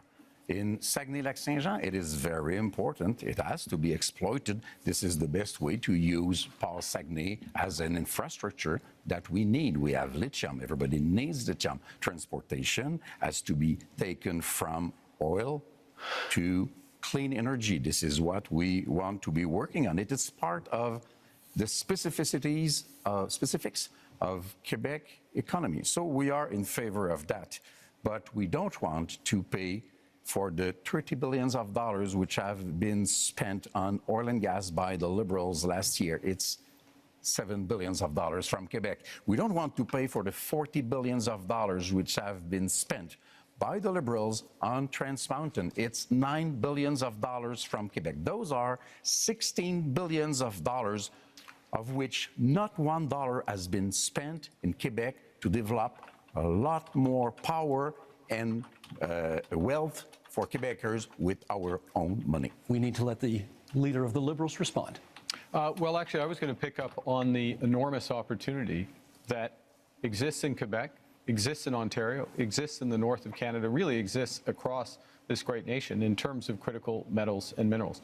We are have one of the biggest resources in this country. And it's not just an enormous economic opportunity, it is a strategic opportunity for Canada. So we have to make a decision, not just to develop it, but how do we develop it and who are our partners for it? Do we become more dependent on the United States, which is what they want? By the way, President Trump this week said he might put a tax on critical metals and minerals, just showing again Yeah, but the job is not and so the discussions to negotiate, if I may Let's let him finish. Let me finish. So the opportunity includes in Europe and includes in Asia as our partners. Last point. In order to get it done, we'll put in place a first and last mile fund. So these projects are connected to road and rail so they can go quickly to market. And we will have all of the other fast tracking measures in place that I talked about earlier in terms of capital, timing, approvals, so that we can move quickly, we can be stronger at home. Always with the Mr. Singh. approval of Mr. I think Singh has the floor. We should absolutely take advantage of the fact that we've got incredible amounts of critical minerals in our country. And the way we do that is with any energy project or any project of this nature, make sure it's got the local community buy-in. It creates good jobs in communities, make sure we are meeting all our environmental needs, and we work with Indigenous partnership. And so I absolutely agree with that. I want to build on something Mr. Blanchet mentioned about the investments that this country has made. What I found very troubling is that the past number of years, the Liberal government record is one where we have spent the most subsidies compared to any other country in the G7 on subsidizing oil and gas. These are highly profitable companies. You voted I think that's for the it. wrong thing to do. We fought against it again and again. No, you voted and then for the it Liberals have continued over to and do again. it. And so my question really to Mr. Carney is, will you commit to ending oil and gas subsidies? Yeah. We should be using that to invest in people, not giving it to highly profitable oil and gas companies. Yeah, we talk. I promised Mr. Polyev the next, we'll come back and get that question answered. Mr. Polyev. Well, Mr. Carney, you point out that Donald Trump has a wrong-headed idea of putting a tax on our mines and our industry.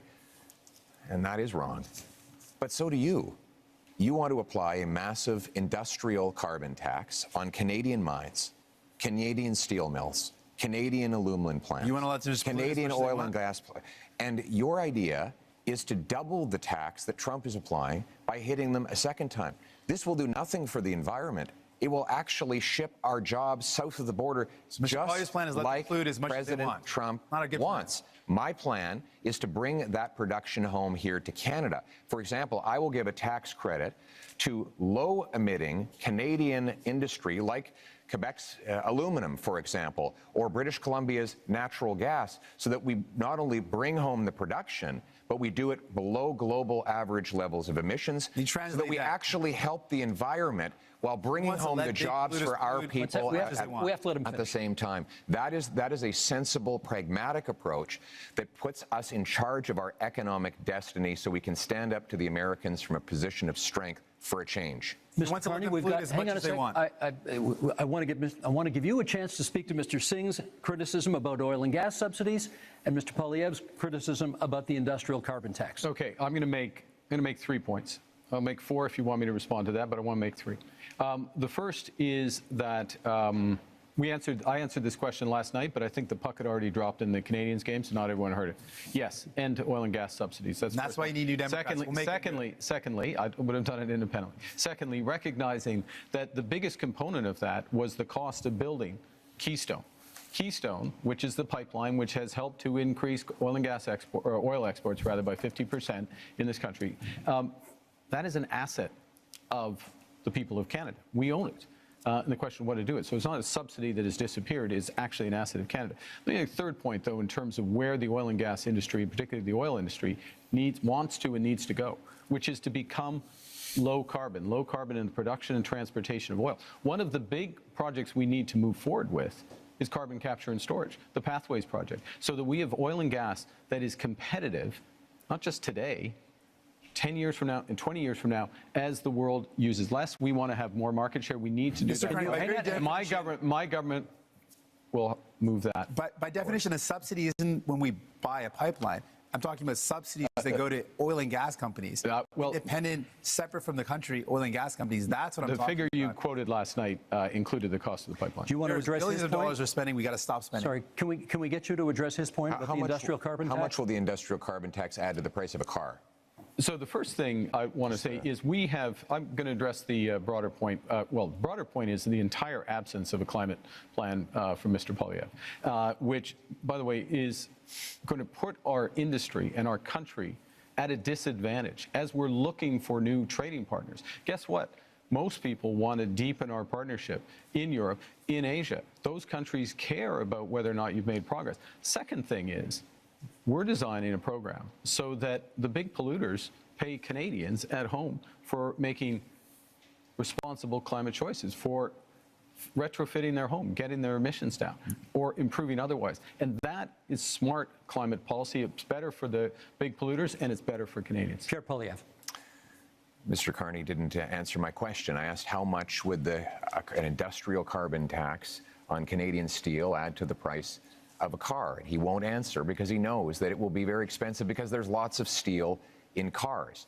Now, well, Mr. Carney has temporarily But do you know the answer? hidden the You don't know carbon the answer tax. either. You're just throwing out random questions. Thousands of Just dollars. making it up, though. You don't extra know. costs. I do know the answer to that question. He's wrong. When you add taxes to steel, you raise the price of everything that uses steel. When you add taxes to argument to say you know the price. When you add the carbon tax onto the price of, for example, fertilizer, you increase the price of food. So while Mr. Carney has temporarily hidden the Liberal carbon tax at the pumps while keeping the tax fully in law and planning to raise it after the election, he's also going after a tax on our industry that will ultimately be passed on to you. After a lost Liberal decade of rising costs, we cannot afford a fourth Liberal term. We need a new government that will fully axe the carbon tax, increase the jobs that we have here in Canada, and bring down your cost of living. We've got just a little over 3 minutes left in this segment. So, Mr. Singh, I want to ask you, do you think climate change is still a priority from Canadians? You're out there. What are you hearing? Absolutely. You speak to any young person and they think, we're seeing climate crisis in front of us happening right now. You speak to seniors who say, we used to be able to live in our homes without air conditioning, and now we're seeing heat crises in communities that never had worries about extreme weather. We're seeing flooding, we're seeing forest fires like never before. We are living in a climate crisis. So Canadians are absolutely worried about it. As soon as we come into a summer, we start seeing those forest fires again. It's top of mind for Canadians because they're living it, they're seeing it. And I want those Canadians to know, Mr. Carney is not going to end those fossil fuel subsidies unless I'm there to fight back. Mr. Poilievre wants to let big polluters pollute as much as they want, poison our beautiful land, our water, and air. He wants to let them dump into our oceans. I'm going to fight back and defend our environment. Monsieur Blanchet, on the issue of whether or not people still care about climate change. I think people should be kept very informed about climate change because we are in a very strange denial situation about climate change, which still exists and is very expensive. And I'm sorry to crash your party, guys, but you are telling fairy tales. Clean oil and gas is a fairy tale. Large-scale carbon sequestration, I'm French, is a fairy tale. It does not exist. If Alberta wanted to exploit oil and gas and it were not a matter of pollution, I wouldn't mind at all. That's their business. Our own powerhouse in terms of energy in Quebec is clean energy. We are the best place in the world to achieve that. Our market is the northeastern part, Democrat part of United States. We want to keep our money to create wealth in Quebec for Quebecers. Let us be different because we can afford Monsieur to be Blanchet, different. let me give. I will get to you because I said I would.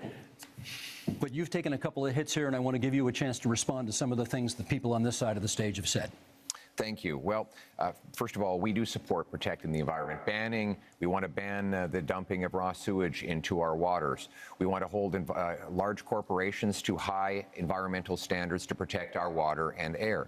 But we cannot do that by raising taxes and sending jobs overseas, as Mr. Carney is proposing to do. That has been the approach of the last 10 years of the Liberal government. What the biggest companies that develop our resources say is that we need to repeal the Liberal anti-development law C-69, a law Mr. Carney wants to keep in place. They say we need to repeal the industrial carbon tax and get rid of the Liberal energy cap. We need 6 months approvals in order to get are to take back energy security and energy sovereignty. We can summarize that. He wants to conclude as much as Mr. possible. Carney, hang on. Last word to Mr. Carney in this segment, please. Thank you very much. You know, I was born in Fort Smith in the Northwest Territories, just north of what the oil sands became. When I was born and when I was growing up in Edmonton, early days, it was a fairy tale, quote unquote. But you know what happened? Canadian ingenuity, Canadian engineers, Canadian governments, both the federal government and the Alberta government got together and converted this. The worst pollution if I may, in the world. If I may. The worst pollution may I finish? in the May I world. finish? May I? 10 more seconds to finish, please. Let him finish his point. That's the opportunity we have. That's the opportunity we have in carbon capture. That's the opportunity we have in small modular reactors. That's the opportunity we have in hydrogen beyond. This country can be a clean energy superpower. My government will help deliver it. And that is time for this segment. Gentlemen, let us go to our final theme, which is called Leading in a Crisis. Oh boy, oh boy, oh boy. Okay. Damn. This one is a section that will definitely land with people viewing at home. You don't need as much technical expertise on this one. One quick little fact check here. When Pierre keeps on talking about selling the LNG and all that kind of stuff, you have to realize that the conservatives are saying this, suggesting that if we sell more LNG to a nation, that allows them to displace more carbon intense forms of fuel or energy that they use, that we somehow get the credit for that. No, we don't. We don't. A country that decides to shift its finances to buying something other than something else in order to reduce its energy intensity gets the credit for that decision. We don't. All right. So this whole argument about, like this, oh, we hardly contribute anything. We would do much better helping the rest of the world. Yeah, we would do better helping the rest of the world, but that does not absolve us of our responsibility to do our bit at home. Right. And what we sell to other people that happens to be less carbon intense that they buy is not something for which we get credit. So Pierre is trying to gaslight people in that one there.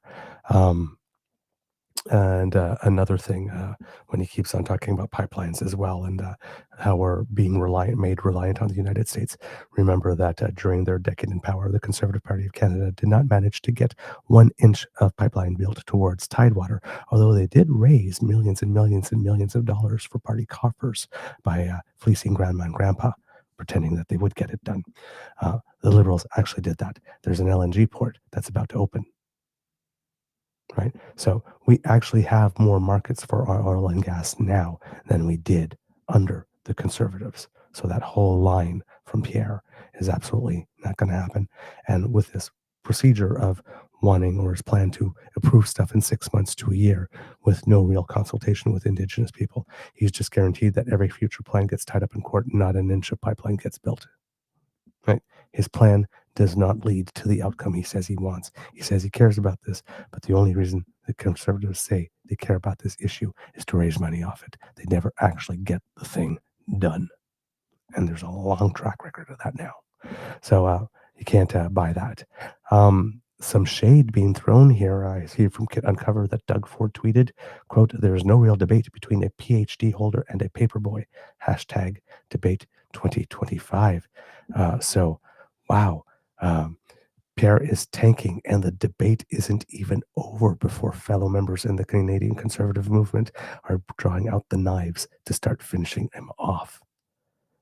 The next week is going to be brutal for Pierre Poilievre. There's going to be so much infighting, and it's just going to spill over. And Doug Ford just gave the permission slip. Wow. Okay. Lots of stuff going on. There was another one post that Kit Uncover found during the debate. I'm looking it up there for you. Mercedes Stevenson from Global tweeted, "The Debates Commission announces that the Post Leaders debate scrums are cancelled. We don't know why yet. We'll update when we do. I have an impression, if I would guess, is that when the people from the Rebel and True North and all them were told that they would be limited to 20 seconds, and I don't know, maybe the Federal Debate Commission did something like assign slots or chose them randomly rather than letting them be the first to line up to occupy all the spots in line at the podium and in a first come first serve sort of lineup to make sure that they got all their questions in the first bunch. I have a feeling that we're going to find out something like Rebel decided that they were going to raise hell and make the event impossible to hold if they weren't allowed to run the show. And we're in a situation of, and this is why we can't have nice things. That would be my educated guess at the moment. We'll find out, of course, later on what it is all about, but I have a feeling that that would be it. Right? You won't let us have it? Well, then we'll break it. And then, well, I said, well, rather than breaking it, nobody can have it. That would be my initial guess based on track records and that type of stuff. I mean, that's how they got into the debate. They basically, flooded them with demands and then promised to wear them down. And basically, they gave up, said, fine, have it. Right. So, wow. Okay. Again, lots of content in this section, of course. Right. People who love the subject. I wish a Kit Environmental Coffee House was with us tonight to be watching this because I'm sure she would have loved this section. But yeah, wow. Okay. Oh, Kit Linda M says that Doug Ford tweet came from a parody account. Okay, good to know. Good to know. Thank you so much, Kit Linda. We want to make sure that we got the facts. So not Doug Ford sticking the knife in. Okay, then I still foresee that that's going to happen though. Let's see. Oh, wow. Post leaders debate scrums canceled due to security concerns. Again, what type of security concerns? Was a signal sent out?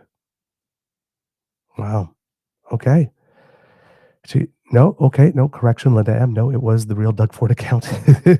Hey, breaking news as it's coming in, corrections and whatnot. So, no, it actually is the case. Okay, good to know. Good to know. Kit Hugh going, looking forward to Twitter trolling tomorrow. All right. Good stuff here. All right. Won't comment too much on the technical back and forth on the topic there. The overall mood here is that Pierre's drowning really here and trying to save himself. But wow, again, very well argued section by those who care about the issue. Blanchet had a lot to offer here. Carney did as well, Singh when he had an opportunity to speak as well, Singh again, not letting Pierre do his thing. Somebody made the comment here that Singh is probably issuing some payback for last night from the way he was treated in the scrum, because he knows on what side those people who asked those questions of him were on, and maybe just doesn't have any F's left to give. I mean, if this is his last big night out as leader of the party, then might as well go down swinging and settle a few scores. So, okay. Oh, and again, one more time, we have no, it is indeed a parody account, it believes. You know what? I'm just going to go take a look. Yes, it is a parody account because it's at Ford Nation, Naition. So nation is misspelled. So that is definitely a parody account. So I'm going to delete that from my feed there. And then I'm just going to actually put a little note there here. Yeah, so thank you so much for looking into that, Kit Linda. We want to make sure that we have the right information. Good catch there, because you got me to go look at it again. And yes, and instead of Ford Nation, Nation, it's Ford Nation, Naition. And that's how you know sometimes you got to look. Sometimes it's just one letter in the handle that will let you know whether or not it's a parody account, because they lifted the picture as well, all the pictures that are on Ford Nation's account in terms of their header to make it look exactly like his. Oh no, they didn't actually. Nope. The photo of him is the same, but the overall the sort of header picture is different. All right, so a good catch, Kit Linda. Thank you so much there. But yes, Dougie is probably eating popcorn, and I'm can't wait to hear what Corey tonight has to say tomorrow. Oh, okay. Oh my God. Carney, however, in that last little bit, got a little frustrated with the interruptions, which is understandable. But he does need to keep that in check a little bit. Right now, he's just nailing it by being like a cool, just cool ass dad who's got all the stuff, and he just needs to keep that vibe. Just let them do that. Just be completely unbothered, and that will get you through. One last section, and of course, the section is going to be one that is particularly delicious. I'm also noting in this one that Steve Paikin is not doing as well at all as did Patrice Roy, and making sure that the speaking time is evenly distributed. We have Mark Carney with 19 minutes, Poliev with just under 19 minutes. They're only about 8 seconds apart, but then with like 4 minutes behind on both of them are Blanchette and Singh. So there might be some legitimate gripes from them too about the amount of time that they got to speak. All right, bigger break there, but let's get back to it. I'll flip the screens and let's have some fun because this section is going to be good. I think they saved the best for last. I'm going to just go back here. There we go. Gentlemen, let us go to our final theme, which is called Leading in a Crisis. Woohoo! Canadians know how to weather a storm. Canadians know how to get through a difficult time. If, at the end of the day, we end up with the balance of power, Quebec is safer than it could be in any other scenario. Now is not a time for weakness. Now is the time to take back control. Canadians are always ready when someone else drops the gloves. Okay, leading in a crisis is a pretty broad theme that allows us to explore many different avenues here. So let's get to it. Mr. Carney, you get the first question this time. We haven't balanced a budget in this country in 17 years, and 10 of those years were under your party. You have pledged to get us to a balanced budget in 3 years. Question is, how? So let me put this in the context of leading in a crisis, which is, in a crisis, you got to plan for the worst. Worse is that the U.S. actually does want to take us over. Secondly, you got to have a plan to build, and that'll include a fiscal plan, and I will get to that in a second. The third thing is you need to respond in a crisis with overwhelming force. You need to think big. You need to move rapidly. The things we've been discussing today are a subset of what we can and should do as a nation, and we can deliver. And government can play a role, but its role has to be catalytic. And so our approach is that we will slow the rate of spending. It's been growing at 9% a year, operational spending, program spending, away from transfers individual, 9% a year. We'll slow that to 2%. We will focus on a small amount of capital spending by the federal government in order to drive enormous private investment up to $500 billion by 5 years. Thank you, Mr. Carney. Ukraine surely constitutes a crisis. Leading in a time of crisis, Mr. Poliev, question for you. If the United States withholds support from Ukraine going forward, do you believe Canada should commit more to assist? I believe we should continue to support Ukraine. Our party supported donating missiles that the Canadian military was decommissioning. We supported funds and other armaments to back the Ukrainians in the defense of their sovereignty. We also need to rebuild our own Canadian military because the Russians want to make incursions into our waters. We'll be buying 4 massive Arctic icebreakers. I'll be opening the first Arctic base since the Cold War in Canada, CFB Iqaluit. We're going to double the size of the Arctic Rangers and fill the vacancies in our Canadian armed forces. We need a change to rebuild our military, which has been so disintegrated under the cuts and the mismanagement of the last 10 years. But we can have a change because we have the best soldiers, sailors, and airmen in the world, and they will have full backing from my government if you give me the honor of becoming Prime Minister. I may come back to that one in the open forum because I'm not sure we got an answer about Ukraine on that one, but okay. Well, going on. Monsieur Blanchet. The answer was yes. We'll get more details, perhaps, as we go forward. Monsieur Blanchet, given the U.S. trade war, should any talk of a referendum on Quebec independence be put on pause? That one is easy. It will happen only after the negotiation is over, and that's a good thing. I want to say I support the idea. We must help Ukraine, but we also must help the civilians of Gaza, and we must destroy Hamas, which is a terrorist organization. You know what? I don't want to be the leader of Canada. You will understand that. I don't want to be Prime Minister. But I can offer to be a partner, a responsible partner, a collaborative partner. If Quebec is respected in its differences, in its aluminum industry and lumberwood industry and culture and French language and values of secularity of the state, which is the price to be paid in order to have real equality, then if we are respected, we will be a partner, and then even Canada will be stronger in its negotiation against Donald Trump. This is what I am offering. Respect us. Mr. Singh, I watched last night's debate. You seemed very eager to talk about healthcare, so let's talk a little more healthcare right now. You have made many promises on healthcare. If a province says to you, we'll take your money for healthcare, but not your conditions on how to spend it, what do you do? We've got to negotiate. We can't be giving away money without clear conditions. We're in a healthcare crisis right now, and a crisis that is hurting people across this country. People are waiting desperately in line in emergency rooms for hours and hours. Seniors are waiting for years and years to get the care that they need for surgeries that would remove pain or help them deal with mobility issues. We're in a serious crisis. Healthcare workers are burnt out. They are overstretched. And what we're seeing is more and more privatization, and that is hurting our public universal healthcare system. So we've got to fight back against it. We cannot allow our public money to go to a for-profit private clinic lining the pockets of a rich CEO or investors instead of going towards care.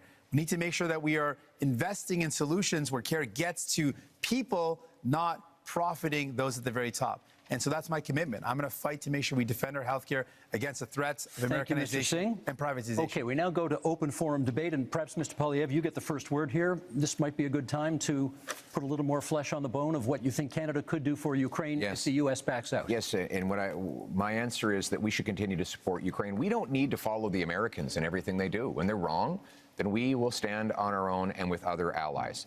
And with respect to Ukraine, that of course includes support with intelligence, equipment, armaments, but it also includes defunding Putin. Right now, Vladimir Putin has a monopoly on the European energy market because, frankly, the Liberals blocked exports of Canadian natural gas off the Atlantic coast. They blocked multiple projects. I would rapidly approve those projects on national security grounds so that we can actually ship Canadian natural gas over to Europe, break European dependence on Putin, defund the war, and turn dollars for dictators back into paychecks for our people. Mr. Carney, you wanted to add? Well, I want to go to the situation in Ukraine because it's very important. We've been a steadfast, Canada has been a steadfast ally, and Canadians have stepped up, welcoming Ukrainians into their homes and supporting them in other ways. You know, in my first month as Prime Minister, we joined the coalition of the willing to support Ukraine as the U.S. stepped back. So led by France, the United Kingdom, with Ukraine number European nations, Australia, ourselves, New Zealand. That's an example of how the new world is going to be. Canada participating in these areas and helping. It also means open trade. Mr. Poilievre voted against free trade agreement with Ukraine. It means aid for Ukraine. Mr. Poilievre wants to cut foreign aid, including for Ukraine, or not. He didn't mention support for aid for Ukraine. We have to stand by them. We have to be there, and this government has been. Mr. Singh. New Democrats absolutely support standing with Ukraine, and will continue to do that. But I appreciate the opportunity in talking about leadership in crisis, talk about many of the crises that we're up against. And one of the crises we're up against in our country, with the threat of Donald Trump, with the threat of the trade war, and with the privatization and Americanization of our healthcare system, is the healthcare system. And what we have learned today, you know, Mr. Carney mentioned slowing operation spending. That's a cut to services. He said his plan. He has a plan to balance the operating budget within 3 years. That's going to require massive cuts to spending. We calculated that at $43 billion in cuts. In fact, Rosemary Barton, when he was on the show on February 16th, he said he would cut spending. He said it would be in operations. He defined it as transfers in health. And finally, longtime Liberal and former House Leader Karina Gould said that Mr. Carney's plans would mean massive cuts. That's the only way to achieve it. So, Mr. Carney, do you think it is leadership to cut health care at a time when it is in crisis? I think it is wrong. We can't do that. We will not cut transfers for healthcare. We will not cut healthcare spending, full stop. But we'll Mr. have Carney, a detail, if I may. Who do we believe, Mr. Carney, today, or the one he spoke on Rosemary Barton's show on February 16th, the one that repeated again that he would cut spending? Who do we believe? If I may, consistently said we'll preserve all transfers to the provinces, including the increases. We will preserve all the transfers to individuals, I won't detail them all, but they're. So we're looking at addressing an operational spend, which is about $150 billion.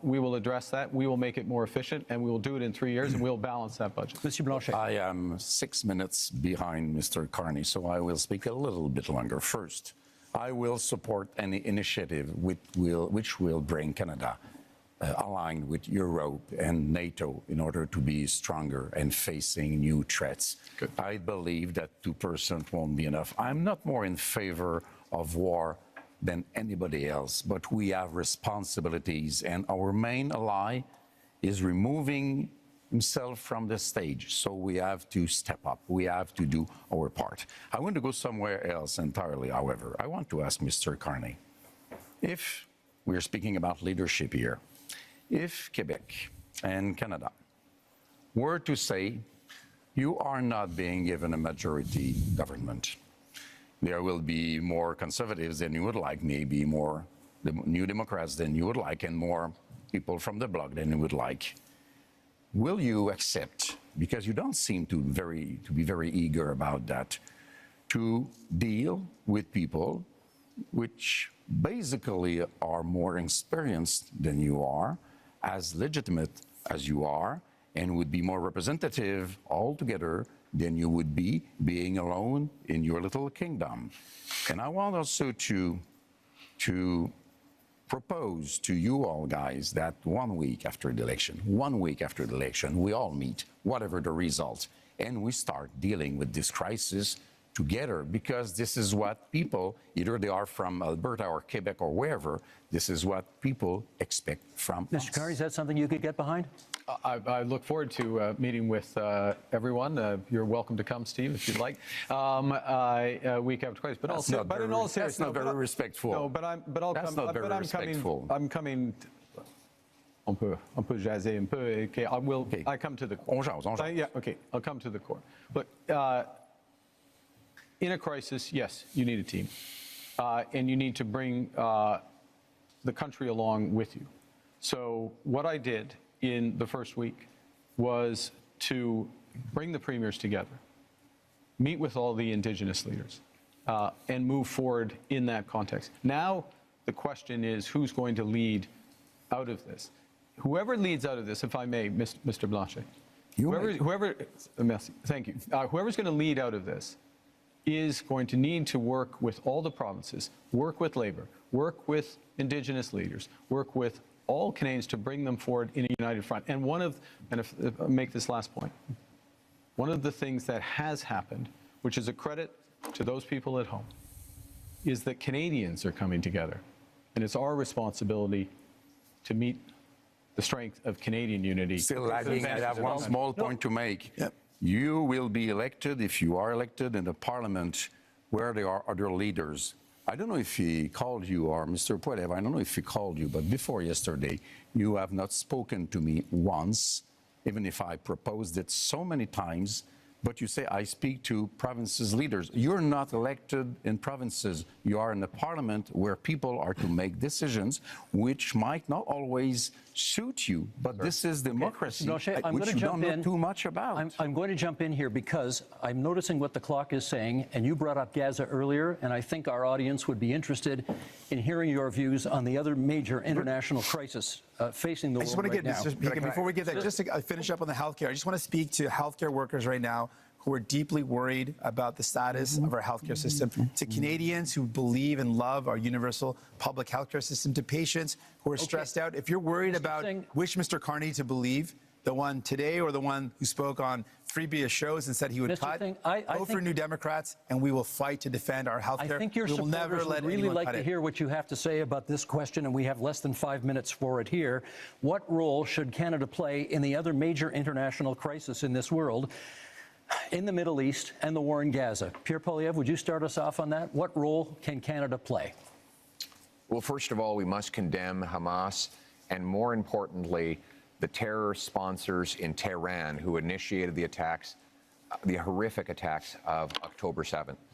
We need to defeat the terrorists so that all the peoples of the world can live in peace and defend the right of, yes, Palestinians to have their own lives free from the oppression of Hamas dictators and Iranian intervention, while Israel has the ability to live in freedom and peace. But I also want to say we need to get back to the Canadian tradition, which is that when people come to this country, they leave foreign conflicts behind.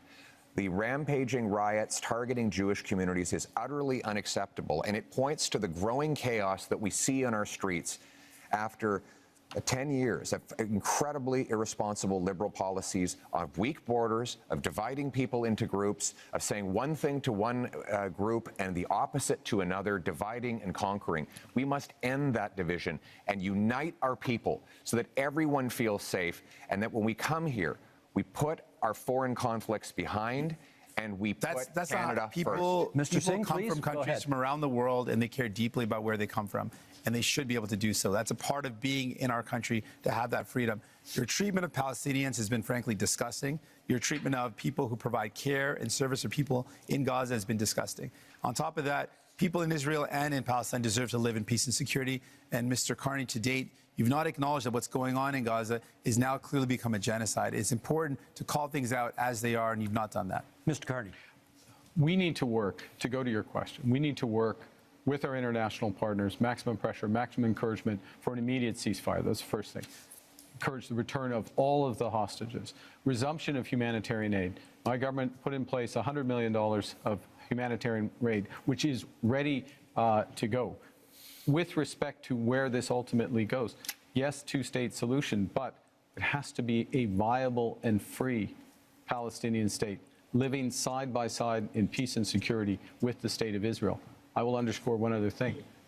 Mr. Poilievre rightly mentioned Iran, the Iranian sponsors in this region. We have to be clear-eyed about the fundamental risks of Iran and do everything with our international partners to check it and turn it. Mr. Blanchet. If we are to work together, we will have to be consistent. The Jewish community in Quebec and Canada is harassed by a very little minority of radical Islamists. And we don't do so much. The law in Canada says that somebody may invite people to be violent, to propose genocide against another people if they can be hidden behind a religious motivation. They are in agreement with that, they are in agreement with that, they are in agreement with that. And we say it is a crime to invite people to violence and killing other people. And this is what is being done very often in Canada and Quebec with the approval of the Criminal Code of Canada. And we are saying this has to be changed. We have to change what we do before we want people elsewhere to change what they do. Last minute in this segment, Mr. Poilievre. This is about crises and leadership. And one crisis we have is in immigration. Because of this Liberal government's commitment to a radical policy called the Century Initiative, which seeks to bring our population up to 100 million people, they have allowed massive overcrowding in our communities. That has caused housing shortages, job shortages, don't blame immigration and for the shortages. fault of your government. And if I could, the fact that you did not I didn't invest in interrupt housing, you. I did not interrupt you, sir. I did not interrupt you. Don't blame. I do not blame. Your If I could, Let him finish. I do not blame immigrants. I blame the Liberal government, which brought this policy on. And Mr. Carney wants to continue with the Century Initiative. This is crazy. We have to get back to normal levels of immigration, get rid of the fraud in the temporary immigration system, and ensure that the people who come here can arrive in numbers that we can house, employ, and care for. That's how it always was, and that's how we're going to restore Thank it. you, Mr. Polyev. That is our time for this segment. Those are our 5 themes, but we are not done yet. We are entering the next section of our debate tonight, what we're calling the leader's choice, something a little bit different. Each of you will get the chance to ask a question, any question. All right. So through that section had a lot of various topics here in rapid succession. So it was pretty much a grab bag to get a lot of stuff that you want out of there. So just going to touch on a couple of things here. With regard to the Century Initiative, again, like I mentioned on the show, the rate of immigration that would be required to reach the 100 million Canadians by the end of the century is actually lower than the rate of immigration currently. So Pierre is trying to make it sound like it's this terrible thing. It's not. All right, and it's this big thing that the suggestion is that we're somehow going to be invaded. We're not. It's a lower rate of immigration than it is now, and also the Liberals have never, ever, ever, ever, ever, in any way, ever committed in any way to the goals of the Century Initiative. So that's just a clear out lie from Polyev in that section there. Jagmeet Singh, again, not allowing Pierre to get away with stuff, particularly on that last bit when Pierre said that he wanted to talk about immigration. And then, Jagmeet Singh went at him. Again, we have to remember the overall context, right? We had lots of their various categories of immigration, and our main immigration problem that came up was temporary workers and temporary residents, like students and that type of stuff. And what we did, and we were bringing a lot of them in, or keeping a lot of them in at the requests of the provinces, because we had a shortage during post-COVID, that type of stuff, and things did not balance. But throughout this entire time, it was the premiers that asked for this, and then when they didn't keep up on housing, then they complained about that. Then the caps came. So it's on this one, it's really what the premiers were demanding back and forth, and the federal government tried to approve it. In Ontario, in particular, there was an issue with colleges and the so-called fly-by-night colleges, and so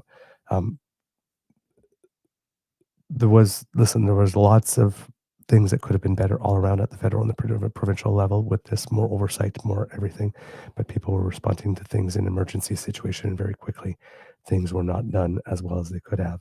But the point is that it became pretty obvious that the need to match services with number of people here, whether it was too many asylum seekers in the province of Quebec and the province of Quebec asking for some money to help with that, or whether the overall problem, like we have seen in particularly in Toronto and Vancouver, but other metropolitan cities, where there's a lot of people that are coming into urban areas without the spaces to house them, and we failed them.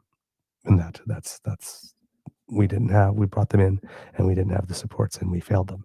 There needs to be recognition of that, but there also needs to be recognition that where the source of the demand came from, and the federal government was trying to provide the supply, things got mismatched. They got out of hand. The federal government has tried to apply a cap. Because Mr. Carney is not proposing at the moment further reductions of the current cap, but to maintain that cap where we are for a certain amount of years, stating that, because he wants to build houses, new homes at a certain rate, if you maintain the level of immigration at the current rate and don't increase it, and have some time to build some additional supply, then at some point there'll be additional supply, and we'll be able to raise those caps again. So he's not looking at lowering it anymore, but not increasing it. That was not raised in this part of the debate, but that's additional context that came from the debate yesterday and other statements that Mr. Carney has made here. Again, the issue of Palestine and Israel have come up. All the players from their various perspectives made their appropriate points. Jagmeet Singh again nailing Pierre Poilievre on being, I think the word he said was disgusting towards the other side on this, because Pierre has been so unequivocally 100% pro-Israel, that if he was prime minister, I'm not sure how he would govern for Canada's 1.8 million Muslims. I don't know how they would not feel that they have a prime minister that just outright hates them. So, you know, there needs to be a delicate balance, right? When we're, as a Canadian politician, you know, we do want to have a good result over there and help as much as we can, but we always have to make sure, right, that domestically in a country like ours that's pluralistic, that you are making sure that you are governing for both the Jewish minority and both the Arab or Muslim minority. So you can't, you don't have the luxury of picking sides if you're making the decision that what you want to do is make sure that you maintain cohesion at home. Now, of course, the downside of that is by not picking a side, you make a lot of people unhappy, right? Because in a situation like this, people want the leader of their nation to be on their side, right? Whichever side it is, right? There's a lot of pain and suffering and misery to go around here. So the question for a political party here in this type of debate, when we're talking about this subject, is is your first priority making sure that we have social cohesion at home and then trying to do what you can to help over there? Or is your first priority trying to solve the problem over there and consequences be damned for what happens at home? So it's a matter of emphasis, right? And when it comes to foreign affairs, remember, at least for our purposes, our lens here is remember that nations don't have friends, they have interests. And when you are pursuing interests, governments are a bad place to look to for morality. So this is a sticky subject. Everybody got through it according to their various perspectives as well as they could. And Jagmeet Singh did nail Pierre a little bit for being all in for one side, that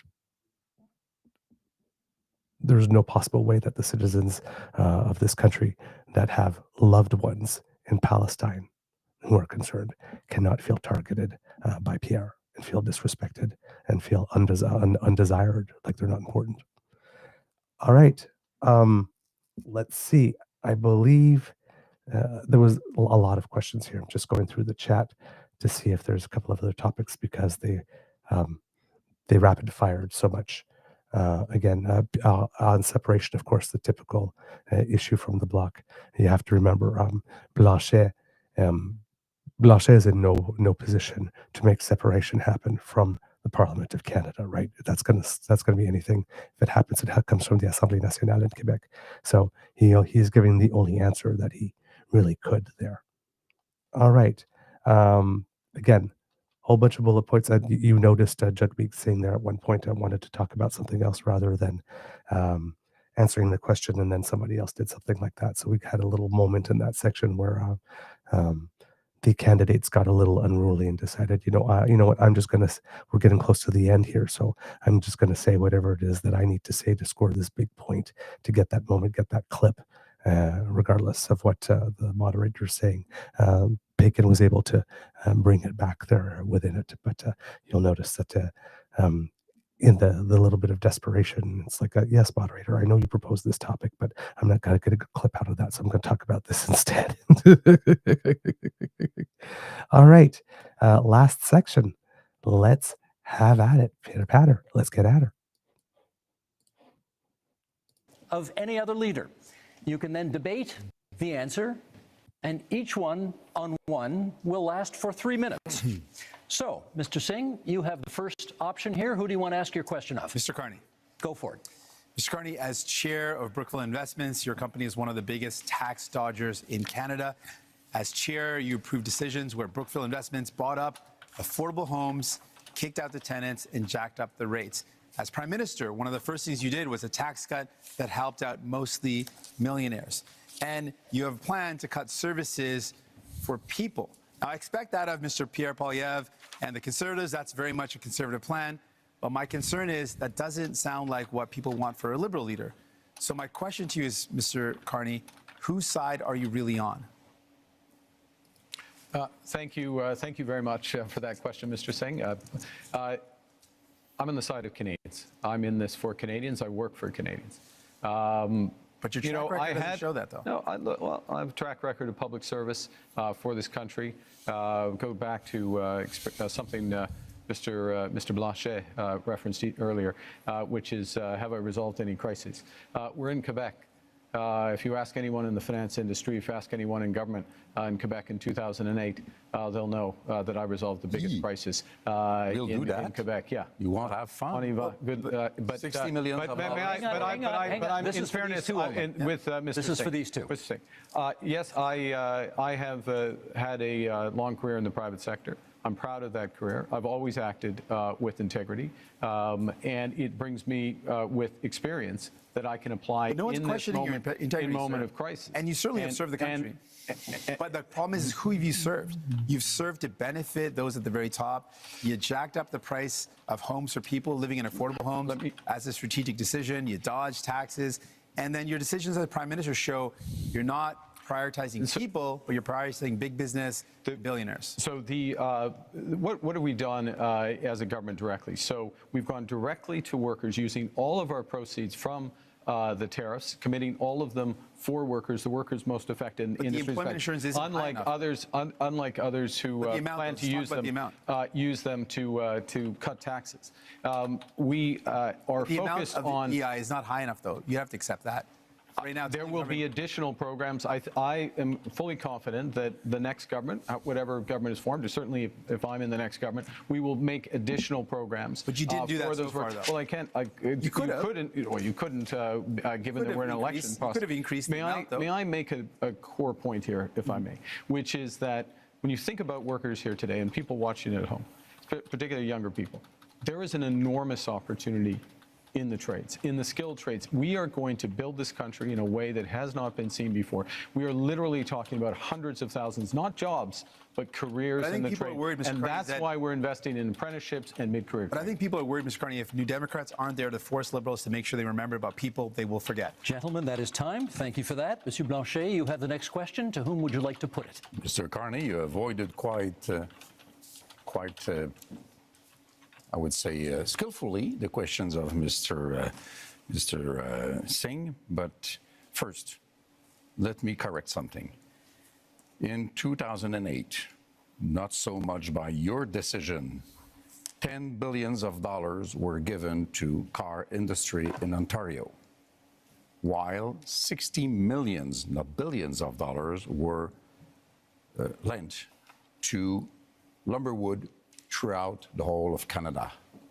I don't believe that's the right way to manage a crisis, since you did not recoup the money from the car industry. Then, you have been the manager of Brookfield. It's supposed to be a green investment fund, but we now know that 50% of the investments of Brookfield is in fossil fuel. It's not so green. You seem to want to support oil and gas industry. That's interesting. You want to support prefab housing, and it's also in the investments of Brookfield, but not in Canada. You want to support nuclear power, smaller reactors, which are more dangerous, by the way, and Brookfield has investments in Westinghouse. You have hidden the money of Brookfield in Bermuda and Cayman Island, $30 billion. Billions of dollars lost for Canada. You are having your taxes being paid by families, workers, elders in Canada and Quebec instead of paying your own taxes. So I want to know, will you, before the election, reveal all the details of your assets, as Mr. Singh has done, as Mr. Poilievre has done, and as I have done? We have a right to know under those circumstances. Let's let him answer. Well, the first thing is, I want to say a word about, I'll say a word about Brookfield. You know, this is a Canadian success story. It is the largest infrastructure investor and developer in the world. It is one of the largest, if not the largest, developer of renewable power in the world. And who benefits from that? That's Canadian pensioners. That's Quebec pensioners. That is teachers. That is firefighters. It is a series of people, including individuals on this stage. benefit from that. Now, always acted with integrity, served the shareholders of Brookfield when I was there.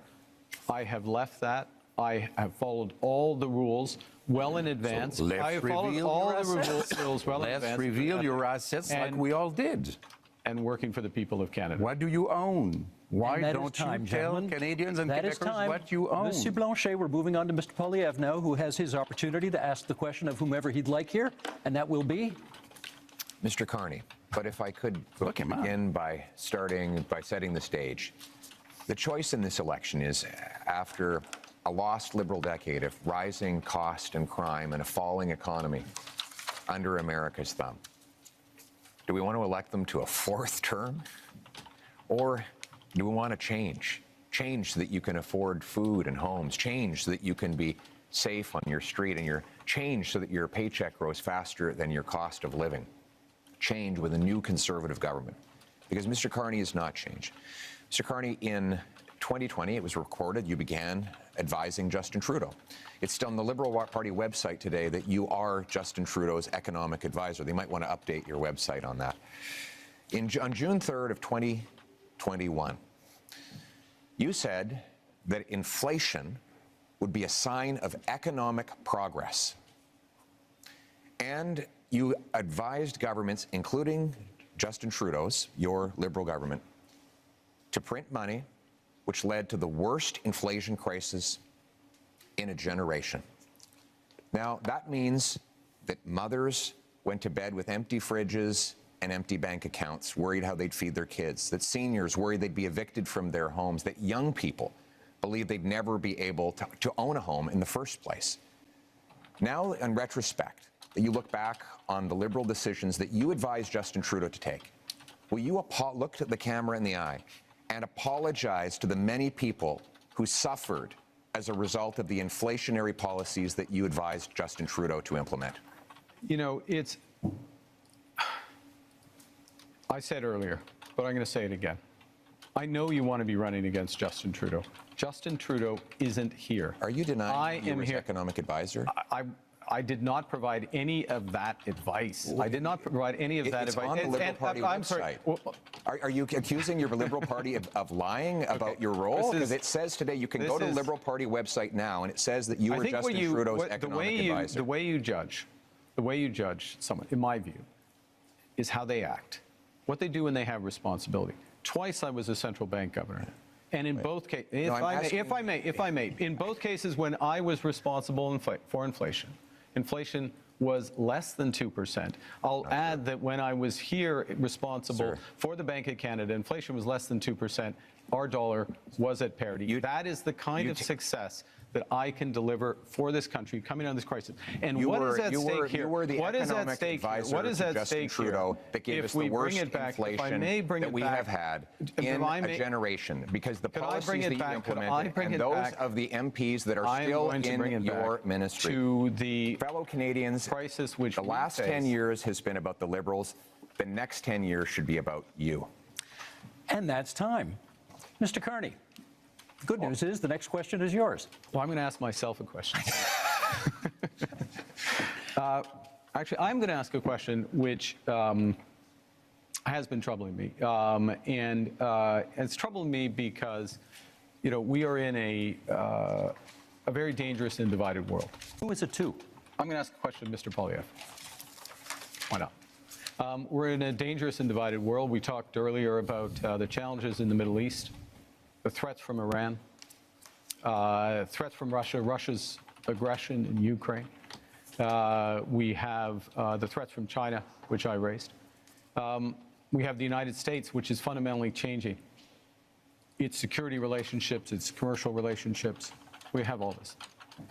And in the context of that, everyone on the stage, Mr. Blanchet, Mr. Singh, myself, we have our top secret security clearance.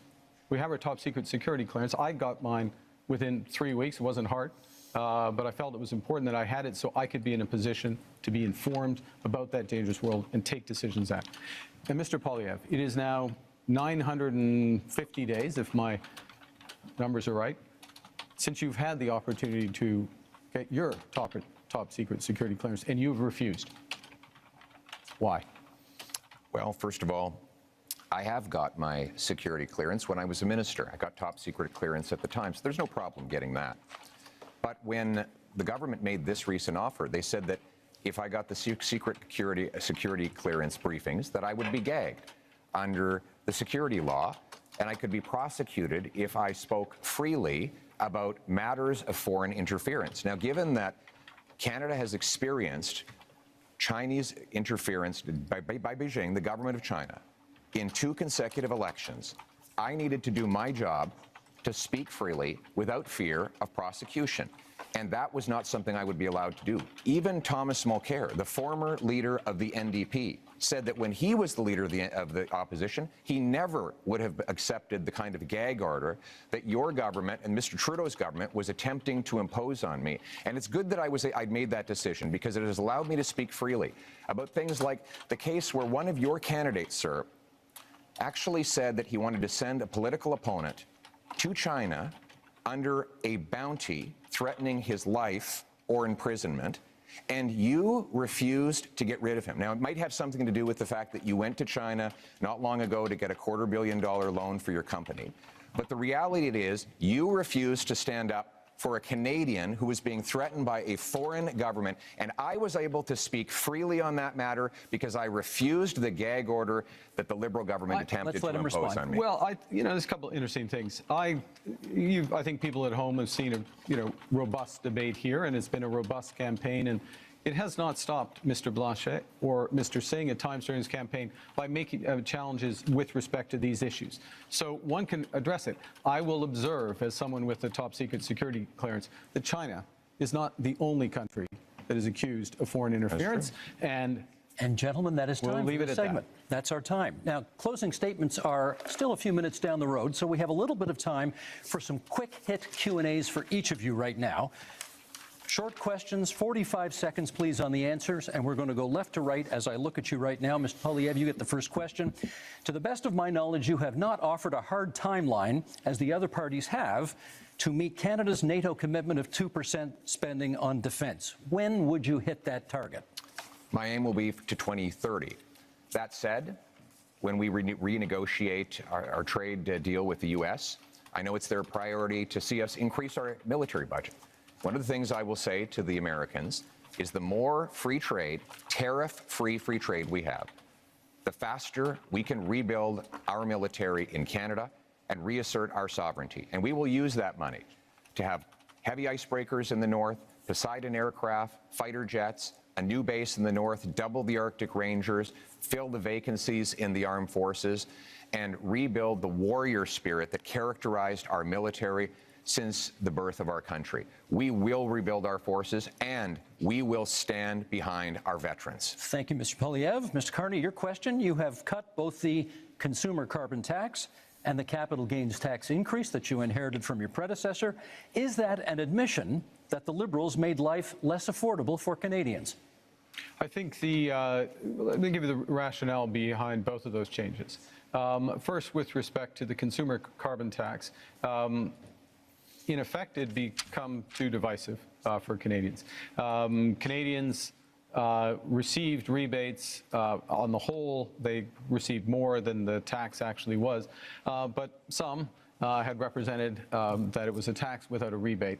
It became divisive. It didn't serve its purpose. It made a relatively modest contribution to overall climate goals. I got rid of it, first act, made Canadians whole. Secondly, but with respect to the capital gains tax, it's come up again, I'll be quick. This is a fundamental issue. We need to build this country. Builders, innovators, entrepreneurs need to be rewarded. That's why I brought it back. And that's time. Thank you. Mr. Singh, would you change the existing cap on immigration? I've said that the level of immigration, first of all, we need immigration. It's fundamentally important to our country. And we speak to any small business owner, you speak to people here in Quebec, you speak to farmers. It's fundamentally important. A couple of things, though, we know we need to be able to set the amount of folks that we welcome to our country at a level that it meets our needs. So I would ensure that we've got an expert panel that makes that determination based on our economic needs. We also know that we should be very clear that the lack of investment from Liberals and Conservatives resulted in the fact that we have a shortage in housing. That's something that we've got to fix. I should also point out that if you are worried about the cuts being proposed by Liberals and Conservatives, vote for New Democrats. We'll fight back to protect Canadians and make sure that we've got the right immigration levels. Thank you, Mr. Singh. That's time. Mr. Blanchet, Quebec, I believe, is now the only province with a carbon tax. Do you think that's fair? It's not entirely true. It's not a tax. What Quebec has is a system by which we invite big emission companies, I don't know how to translate that, to reduce their emissions. If they do not, then they have to pay. It goes into a fund which is invested then in reducing emissions. Our partner is California, which makes this a huge deal about reducing emissions. This is what we do. This is to be compared to what Europe does. And by the way, Europe would impose tariffs on Canadian oil if it ever got there. We're quite proud of that. And we have to be responsible because this is much less expensive than doing nothing to fight climate change. That's time. We're going to do another set of quick hits here, left to right again, and 30 seconds this time. Monsieur Poilievre, you've previously promised to defund the CBC as one of your very first acts as Prime Minister. Is that still the plan? Yes, CBC will continue to operate as a self-funded, Canadian-owned and controlled non-for-profit that raises money like other media organizations through sponsorships, subscriptions, advertising, licensing fees, and countless other things that will ensure Canadians who still want to listen and view its content will be able to do so. And at the same time, we'll allow freedom of the press so that everybody has their voice heard and they can make their own decisions. Thank you, Mr. Carney. The next question to you, 30 seconds. Would you remove some of Canada's legal tax avoidance loopholes that companies that you have worked for have used? Look, I think that what we need to do is undertake a comprehensive review of our corporate tax system and do that on the basis of the right principles. We've got to have fairness, transparency, sustainability, and competitiveness. So we need a tax system, a corporate tax system, including being part of a international minimum corporate tax through the OECD. And that is time. Mr. Singh, the question for you is, if you hold the balance of power after this election is over, what would your price be to support another party? We've laid out our priorities. We want to make sure we bring down the cost of groceries, build homes that people can afford. I can also tell you that we would defend CBC, unlike Mr. Poilievre, who wants to cut it. And we would close tax loopholes and offshore tax havens, even though Mr. Carney didn't respond to that. And selling stocks and shares to make profits and then having less taxes on that is not hard work. And so those aren't the job creators. The people who are job creators are the hardworking men and women that contribute to our economy. Thank you, Mr. Singh. Monsieur Blanchet, kind of the same question. If you hold the balance of power in the next minority parliament, if it is that, what would be the price of your support? Respect for Quebec. That's quite easy. I don't want to go against what Canada wants to do for itself, but I don't want Canada to impose an economic vision or a multiculturalist vision on Quebec, which is different in terms of language and values and secularity and equality between people. So I want to be a partner, and if Quebec is respected, Canada has nothing to fear from the bloc because we vote for what is good for Quebec. It only has to be good for Quebec. Thank you, Monsieur Blanchet. Now, we have one last question for each of you. We'll go right to left this time as I look at you. Bit of an offbeat question. Monsieur Blanchet, what is your biggest regret during this campaign? That's a very good question. I'm not very fond of regrets, I would say, but we should have started sooner to see that we had to create the environment for a deal in which Quebec and Canada would be, one bigger than the other, but partners to be stronger in front of Mr. Trump and showing that maybe nobody here is the partner to let go alone without being surveyed or controlled or supervised by a Quebec voice. Thank you, Mr. Blanchet. Same question, Mr. Singh. Your biggest regret of this campaign? Not being able to meet as many people as I would love to have. It's a short campaign, and so I can't get to as many communities that I wanted to. I think one of the honors of my job is to be able to meet people and to hear their stories and then to take their stories and concerns and bring them to Ottawa and to fight for those people. And so I want you to know, even if I haven't made it to your community, I'm going to fight like hell to make sure that you're represented, that we never let any government cut our health care, that we defend the values that we care so deeply about. We make my life more affordable. That's my commitment to you. Even if I didn't get to see you, that's my commitment. Thank you, Mr. Singh. Mr. Carney, same question. Biggest regret of the campaign? To be honest, it's the same answer. This is an astonishing country. It is an amazing country. And the opportunity and the responsibility that comes with it, of being with Canadians, hearing their stories, their challenges, drawing strength and ideas from them, and working to be part of the solution is the greatest honor of my life. But the regret is that it is also a big country, and it is a short period of time. Mr. Poilievre, last word to you. I actually agree with these two gentlemen. I had a rule that at all my rallies, even when they're really big, I would stand in front of a flag and greet every single person and hear their stories and learn their struggles. And that was always touching to me, that they would put their faith in me or in any of us. Yep. But we've been in such a rush because we have to get off to the next event, so we haven't been able to stop and do that. And I want you to know out there, I haven't forgot about you. Thank you. Thank you, Mr. Poilievre. It is time now for closing statements, and prior to the debate, you drew lots as to which order we would go in, and Mr. Singh, you get the first word on a closing statement. Certainly, thank you. Because you voted for New Democrats, we were able to build this country that we love. Universal health care and pensions, because you voted for us. Because you voted for New Democrats, we were able to fight to bring in dental care, pharmacare, and childcare. Because you voted for us, because you supported us. You have the power with your vote to send more New Democrats to Ottawa, to continue that fight, to make sure that no government cuts the things that we hold dear, like our health care, to ensure that we can do everything possible to make life more affordable by making it more affordable to buy your groceries and to get a home. I'm asking for your support in this election so that I can continue to fight to defend the things that make Canada, Canada, the things that we hold dear, the things that make us proud to be Canadian. Thank you, Mr. Singh. Mr. Carney. We are facing the biggest crisis of our lifetimes. Donald Trump is trying to fundamentally change the world economy, the trading system. But really what he's trying to do to Canada, he's trying to break us so the U.S. can own us. They want our land, they want our resources, they want our water, they want our country. And we're all going to stand up against Donald Trump. I'm ready. I've managed crises over the years. I've built strong economies. We will fight back with counter tariffs. We will protect our workers and those businesses, and we will build the strongest economy. We will build Canada strong. I'm asking for your support, the honor of doing so. Thank you. Thank you, Mr. Carney. Monsieur Blanchet.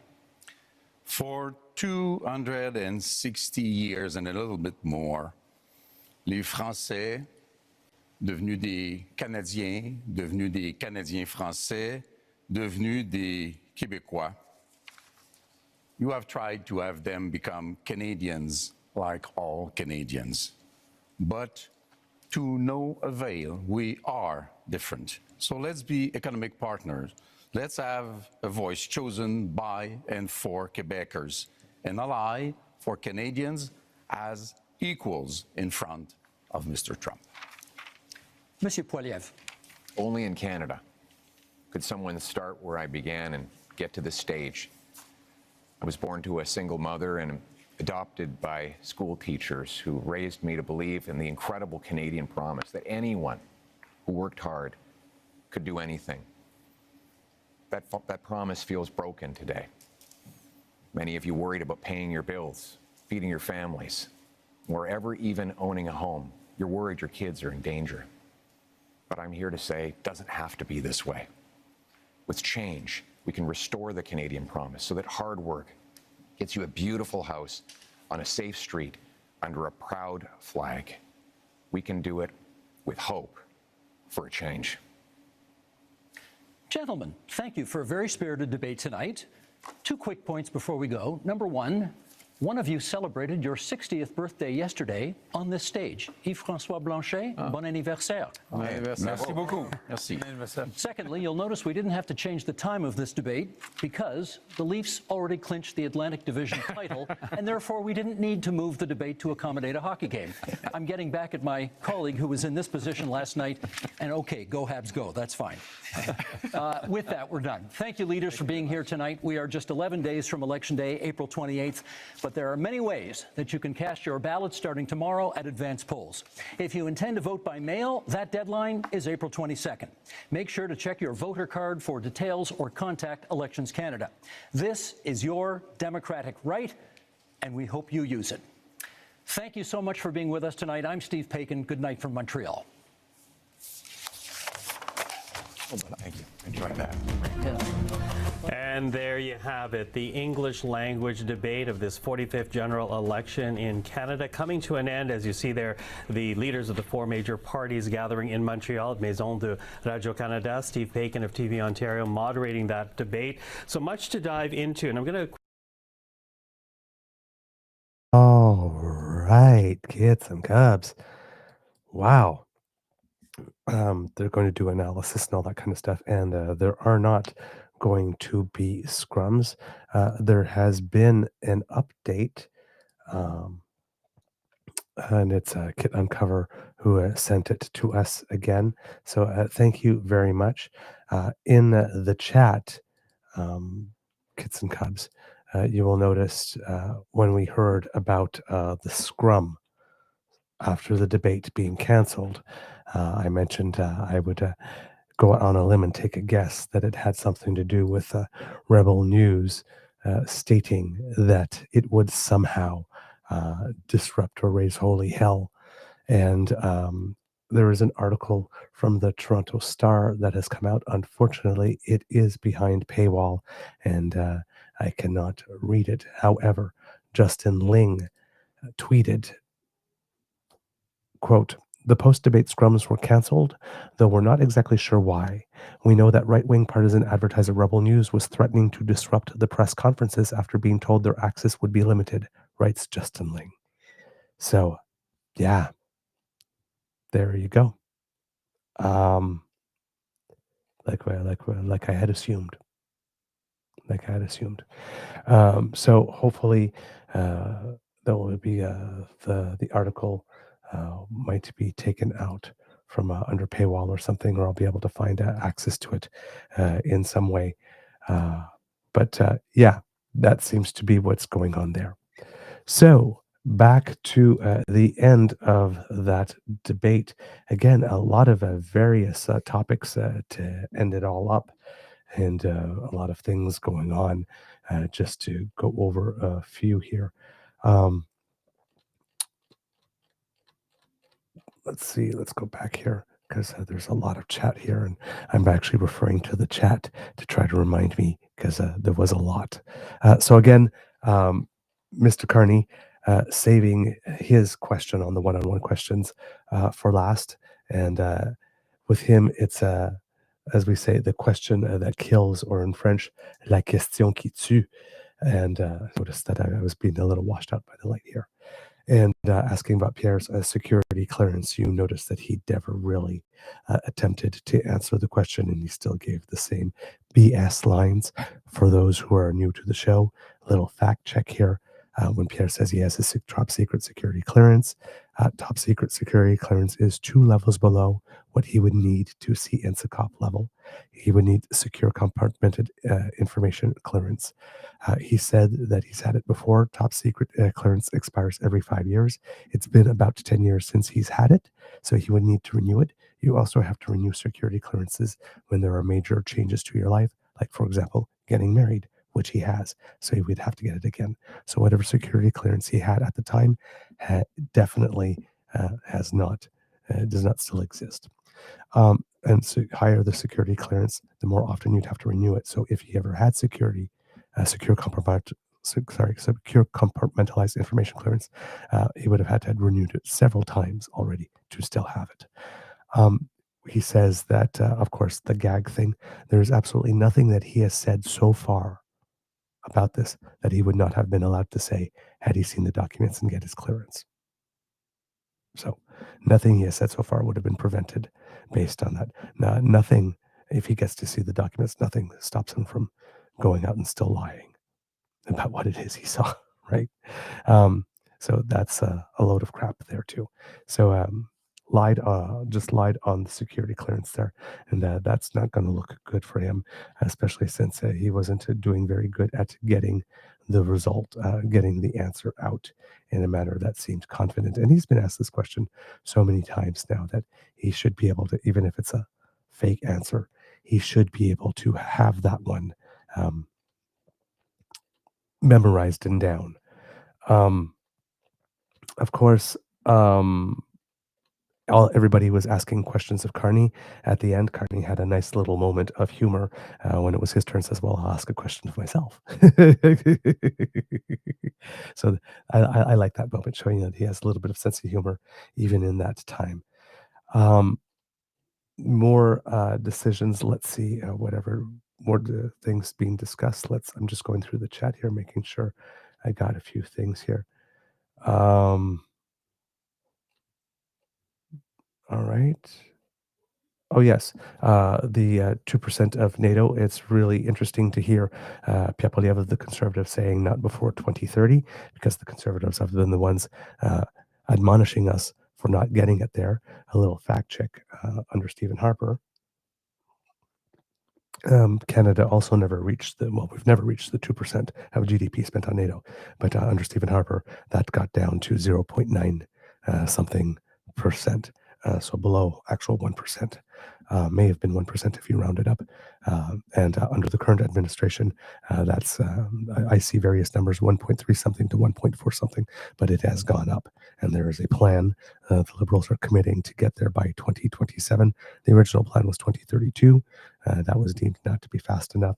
So Pierre maintaining 2030 and not particularly stating how he would do that.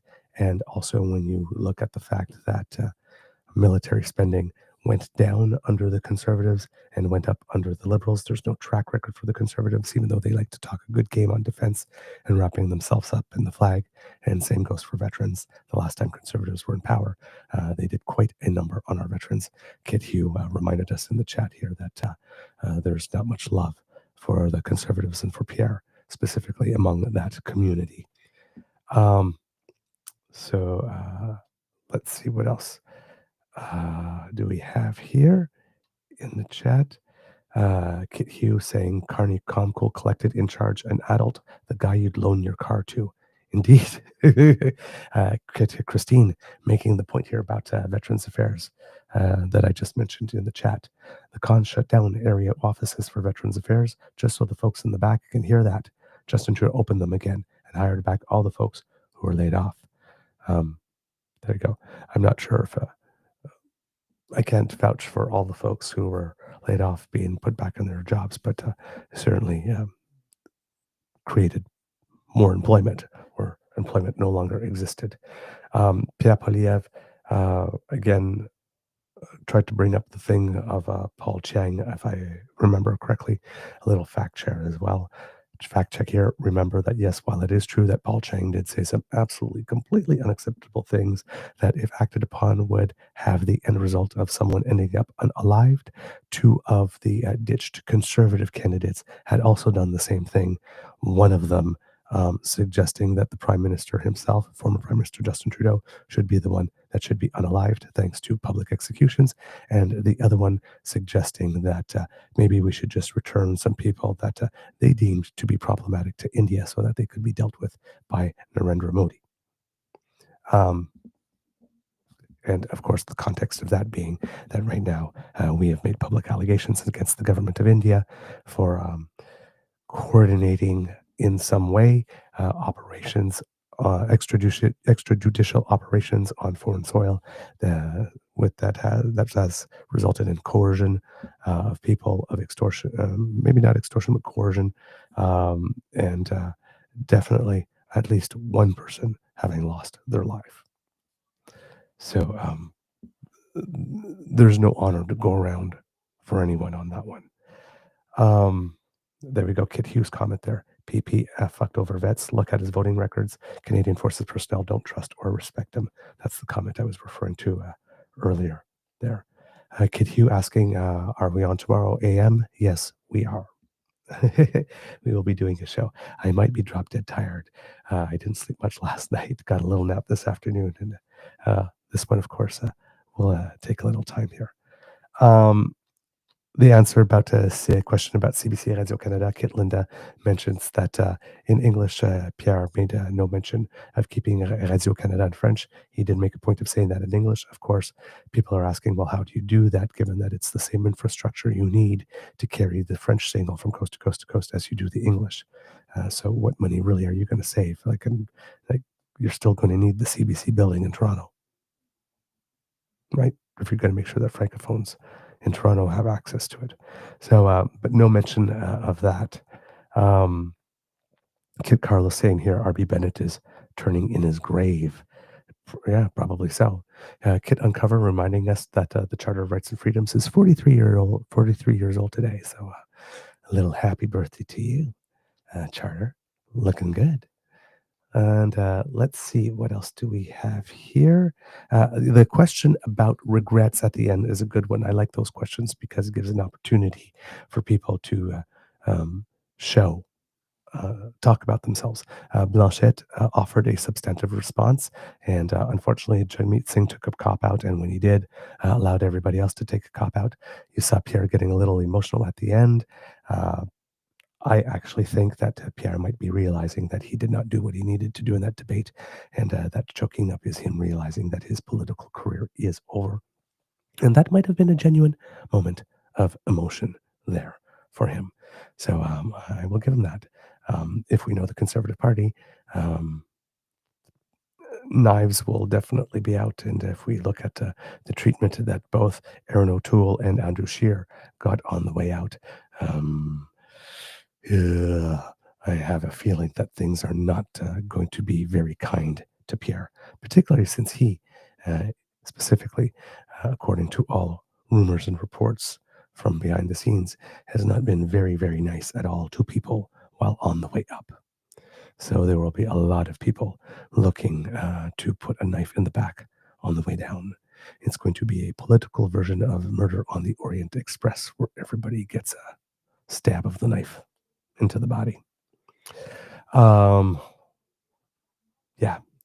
expect that Corey tonight will probably take a strip off Pierre, and we're going to see some of that infighting spill over the next course of the next couple of days.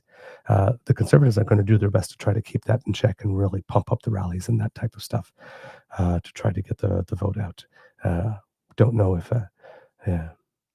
if indeed that all that toxicity will be able to be kept in check. But Pierre definitely did not do what he needed to do tonight. His performance was way worse in English than it actually was in French.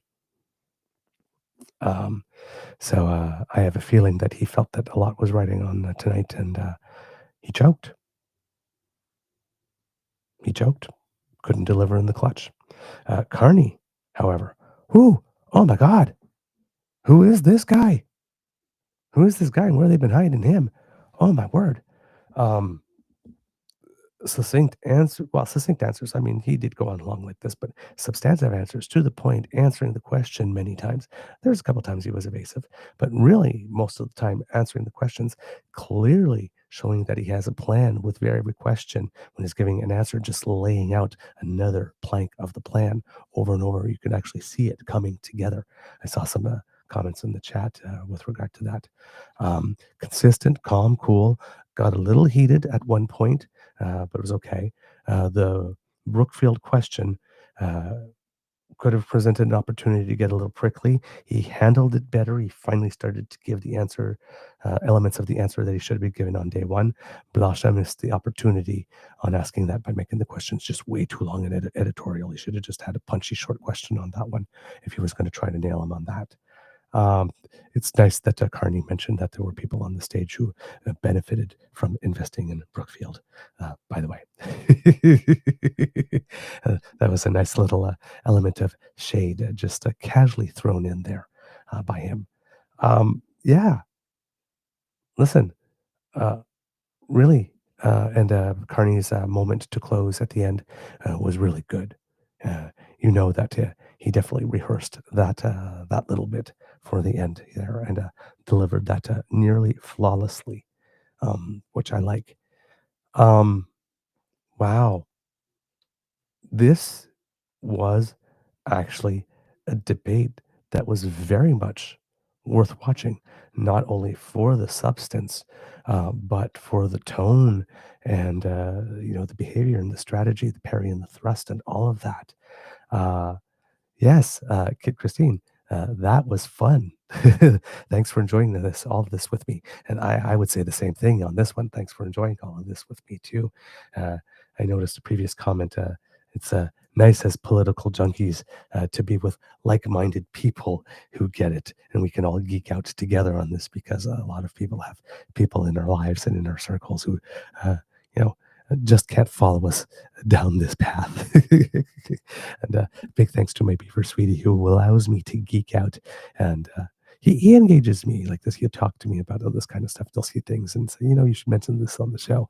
But I'm definitely way more the political geek than he is. So he indulges my geekiness and encourages me and supports me. So I appreciate it. But yes, thank you so much, Kids and Cubs, as well. I'm just looking here through the chat. We got from seeing what your assessments are. Obsessive audio, good debate. PP was destroyed. Let us know. Let me know in the chats here when you're talking if you've got um, um, any thoughts about the debate and who you think and where you think this is going to go. I also noticed that at the end, the very end for his final intervention, that Pierre Poilievre resorted to running to his rhetorical safety blanket, that big that big finish, right? A good job on a safe street protected by the military under a proud flag and all of this type of stuff. So, yes, returning to his rhetorical safety blanket and um, not particularly finishing strong, not actually landing that one there. Again, seemingly a little emotional, maybe realizing that indeed it was over for him. So let's see, what else do we have here? All right. Kit Crystal, someone please call Yves-François Blanchet. He's standing by waiting for your call. No one ever calls him. Yes, Blanchet tried that yesterday as well. You'll also notice that there was a second attempt at a certain strategy from Pierre Poilievre in that last little minute. Yesterday, he tried this thing yesterday when accusing Carney of being Trudeau's economic advisor for the entire time. It's like, but you were his economic advisor, don't you remember? And it came in earlier in the debate today, but I think it got cock blocked for all intents and purposes by one of the other. By Mr. Singer, or Mr. Blanchet intervening instead of Mr. Carney to answer that. So Pierre absolutely wanted that moment, so he tried it again near the end, and that didn't work for him at all. Carney was ready for him today on that one. That was another good moment there. It seems that most of the things that Pierre tried today didn't work. The only section that was particularly good for him as it pertains to his base and then as pertains to trying to maintain the same persona that he had yesterday about trying to look calm and statesmanlike was the section on crime and public safety. Other than that, he was getting nailed. We have Linda here. I bet Rebel is celebrating and already fundraising off getting the scrum canceled. Yeah, yes. I would suspect that that is the case, that those emails, please send us money, or so hard done by, have been definitely sent out. That's usually the playbook for this type of thing. Let's see, what else do we have here? Kit Tavi G, thank you for making this tolerable. Wow, what a kind thing to say. Thank you so much. Trust me, this is no work at all. Sharing this with you was a lot of fun. I loved your comments. You saw a couple of times. If you were looking, hopefully you were watching more of the debate rather than me in the little box there. But as some of the chats were coming in, I was smirking and laughing with you. You guys were definitely providing. Y'all are learning on the shade. The kids grow up fast. I'll tell you that. I'm proud of you. You're doing well. Let's see there. I was Kit Moan. I was so excited when Mark Carney sliced and diced him with everyone else up here. Uh, isn't sorry, with everyone else up here isn't gagged. Yes, indeed, because everybody on that stage got their security clearance and got to see the documents, and every one of them also highly recommended after seeing the documents that Pierre go get his clearance and see it. That's another thing that's very specific as it pertains to this situation here. Um, let's see, what else do we have? Yes, Kit Wishful. BP sucks overall, except when he regurgitates his talking points. Yeah, that's why I was saying about him returning to his rhetorical safety blanket from time to time when he needs it. Let's see, what else do we have here? Kit Lindem.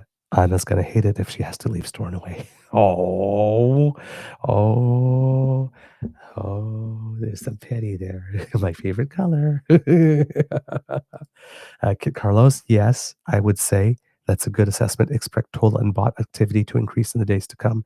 I fully expect Kirkland Lake bot farms to be in full operation, stating about how Pierre so gloriously and magnificently won the debate and crushed Carney here. Kit Tavi G. Frig, I just watched David Cochrane give an explanation of what happened.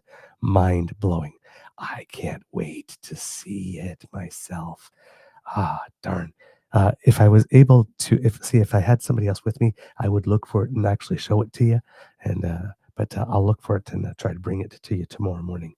Kit Tabby G, if you have the clip anywhere and if you have a timestamp, please note it and send it to me via the socials on Twitter or Blue Sky. That would be very, very helpful. Thank you so much. Let's see. Uncover said, sent me video of rebel causing issues. Okay, let's see what we have here. Hey, we're doing this on the fly here. Okay, so here we have. Okay, I'm going to open this here. This is Jason Pugh, who writes for Crier and likes to follow politics and especially the House of Commons and stuff like that. I'm going to switch the window to this. He's got a clip here for us, and hopefully that will give us a little additional information as to what is going on here. All right, let's just making sure. Okay, everything's there. Okay, Kits and Cubs, I have no idea what this is, so we will be seeing it together live for the first time here. All right, let me go to the account and whoops, that's not it. I cannot no longer find the feed. Okay, that's very, very weird. Hold on, Kits and Cubs, sorry, that's my bad. I have a few too many tabs open. I think might be the case, or I might have just closed it by accident. Yeah, I think that's maybe what I did. I got a little overzealous and closed the tab. Okay, let me find it here. I am so sorry, Kits and Cubs. I thought I had managed to do this really smoothly. Hold on. Okay, let's do this one more time. Apologies, Kits and Cubs, for the mess up. I'm going to unshare this window and whoops.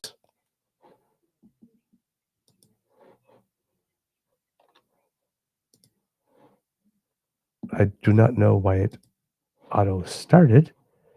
Okay, this is very weird. My computer is doing things without my knowledge and consent.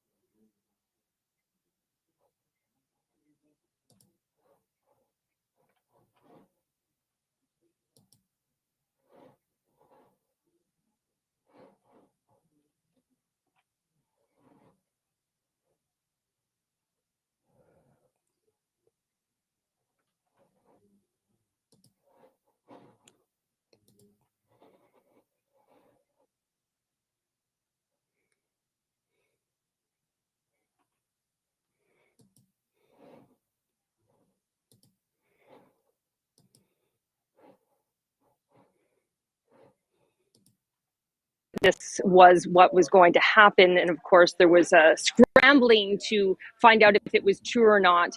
We did get confirmation, but now we actually got official confirmation from the head of the commission that the scrums are canceled. So, Karina, do you know what happens now at this point? I mean, will there be an attempt by some parties to have scrums somewhere? What's the plan? That has not been confirmed, but obviously we've reached out to all the parties and are hearing word that some are interested in still doing some kind of scrum that in a different location, perhaps not all together individually. And certainly if that goes ahead, different journalists would dispatch to those scrums, but we don't have confirmation of that.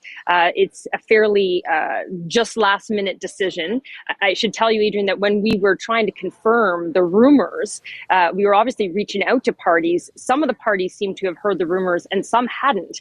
So in some ways, we were telling them what was going on.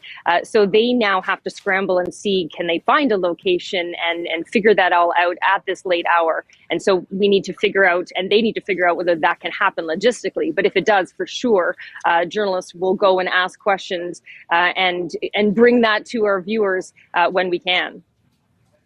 So, Karina, just one last thought, just because people at home may be wondering, why are people still there then? I presume people are just filing their stories and hoping somebody else is going to go to a microphone. I don't know how much hope there is, to be honest. I think people feel like they're pretty certain that that's not going to happen. Although there was an altercation between journalists at the microphone earlier. There certainly was one earlier at one of these media tables. And before that, there was another one, because there is a lot of frustration with these scrums being canceled, that cuts off access to journalists who want to ask questions on behalf of Canadians about what we saw in the debate, about points that were raised by the leaders, and now that isn't going to be able to happen, or at least not easily and not here. And so there is some blame being thrown around about whose fault that is to have created the situation and this tension that led to this situation. But yes, people still have stories to file in, whether they're digital or radio or television. And so people haven't made an exodus yet, even if there are no scrums to be held here tonight. I hear that. Lots of work to do. All right, Karina Roman from inside the Maison de Radio-Canada here in Montreal. Thank you. Yes,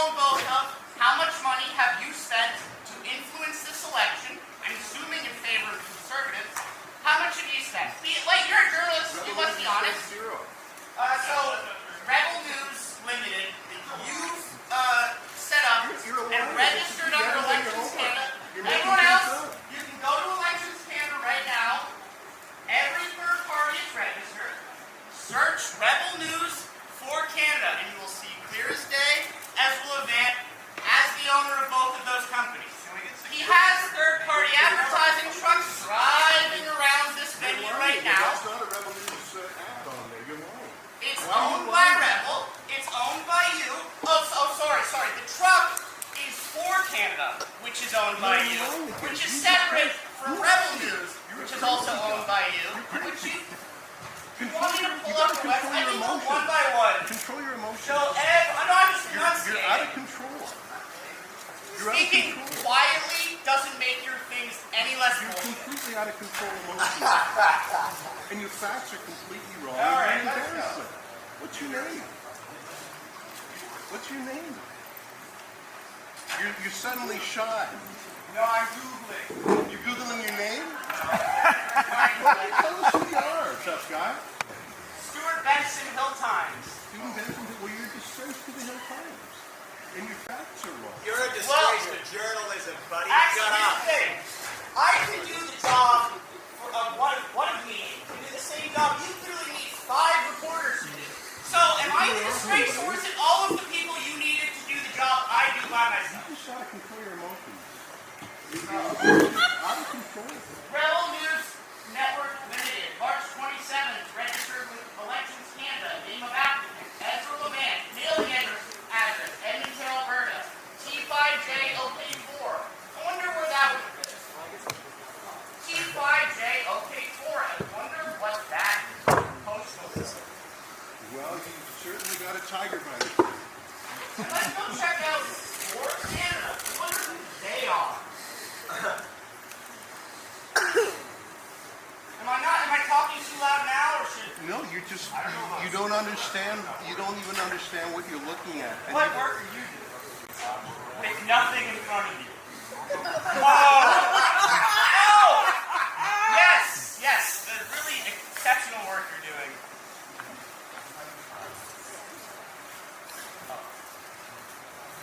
Is she telling you you're out of control emotionally?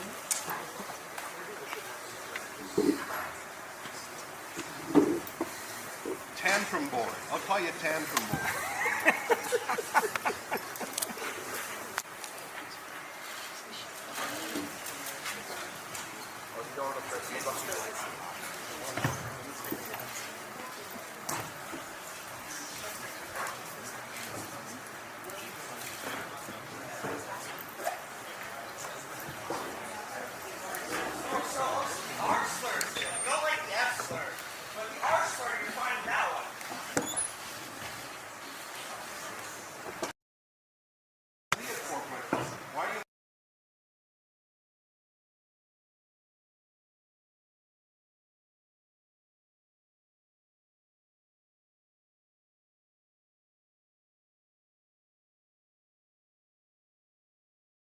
Sorry, I forgot that yeah, I was on mute. So, yeah, the journalists going after the propagandists right in the press room in front of wow. And notice Ezra Levant's gaslighting, right? Like the outright gaslighting. See, you're you need to get yourself under emotional control, and of course, filming it all, right? Because he's going to fundraise like crazy off this. But yeah, damn, this is going to get nasty. It's going to get nasty. With what the journalist has mentioned, yes, it seems that because I would be surprised if all the parties didn't find a way to organize some type of a post-event scrum at another location, either at a party headquarters or whatnot, and have some journalists come along and do that. I would assume that would be the way to go. The comms teams are going to have to do some quick scrambling to try to do that, but I would assume that people will want that moment in those clips. So if that's what's happening, when that announcement came up during the debate, if I was leading that comms team, that I would definitely have had a venue secured and mic set up and all of that kind of stuff. Put up a quick backdrop and have invite journalists to come to the office at a certain hour after the actual end of the debate to do the scrum, or set up someplace elsewhere in the hall itself. But yeah, it's going to be interesting to see what it is that people do in order to be sure that they get their post-debate moment out. Yeah, let's see, what else do we have here from the kids in the chat? Lots of stuff going on. All right, good stuff. Yeah, yes, Kit Michelle, these little rebel news twats are so grimy. Sometimes I start reading the comments and then I go, oh, darn, maybe I shouldn't have started that one. But hey, you say it, I read it. Kit PNC bio, Ezra being a shit disturber as always. Yes, of course. Absolutely here. Yeah, absolutely. Look at Linda, Stuart Benson, Hill Times covering Parliament Hill since early 2022. Michelle feels dirty just watching that Levant douchebag. Indeed. Let's see. Yeah, Kit Mel C going, I wonder what set it off. Yeah, me too. In that room. Of course, as you could tell by the end of it, someone from the rebel side broke out the R word at some point. Probably someone that clutches pearls whenever somebody says the word fascist, but has no compunction about using the R word there. Wow. Kit PNC bio here. You can't succumb as soon as you get in the dirt. You look just as dumb, even if your point is far better. It's what people like Ezra count on. Yes, exactly. That is true that Mr. Benson is indeed playing into the hand. Yeah. Michelle, here you thought you were going to be able to cut out early. Indeed. But hey, listen, again, when is it do we have a debate like this that makes so much news like that? Ezra Levant has already got it up. There's a tweet. Yeah, nice try. Stuart Benson from the Hill Times started screaming, and I told him to control his emotions. Here's the video. It's already out there, out at 8:42, circulating. And then, of course, if you look at all the comments under there, the first one right under there has the R word under it, of course. So, yeah. Okay, let's see what we have. We have Jason again saying continued footage from the announcement that the scrums were canceled again. Rosie Barton and David Cochran weigh in. So we'll take a little show at that for you as well, Kits and Cubs. Hold on, and I will just switch in. The picture quality on this one doesn't seem to be as good, but here we go. And let's see what we have for you here. This is the continued footage. Let's see what there is here for you. It announced that there will be no scrum tonight with the leaders because we don't feel that we can actually guarantee a proper environment for this activity. Why? I invite you to call the campaigns if you want to discuss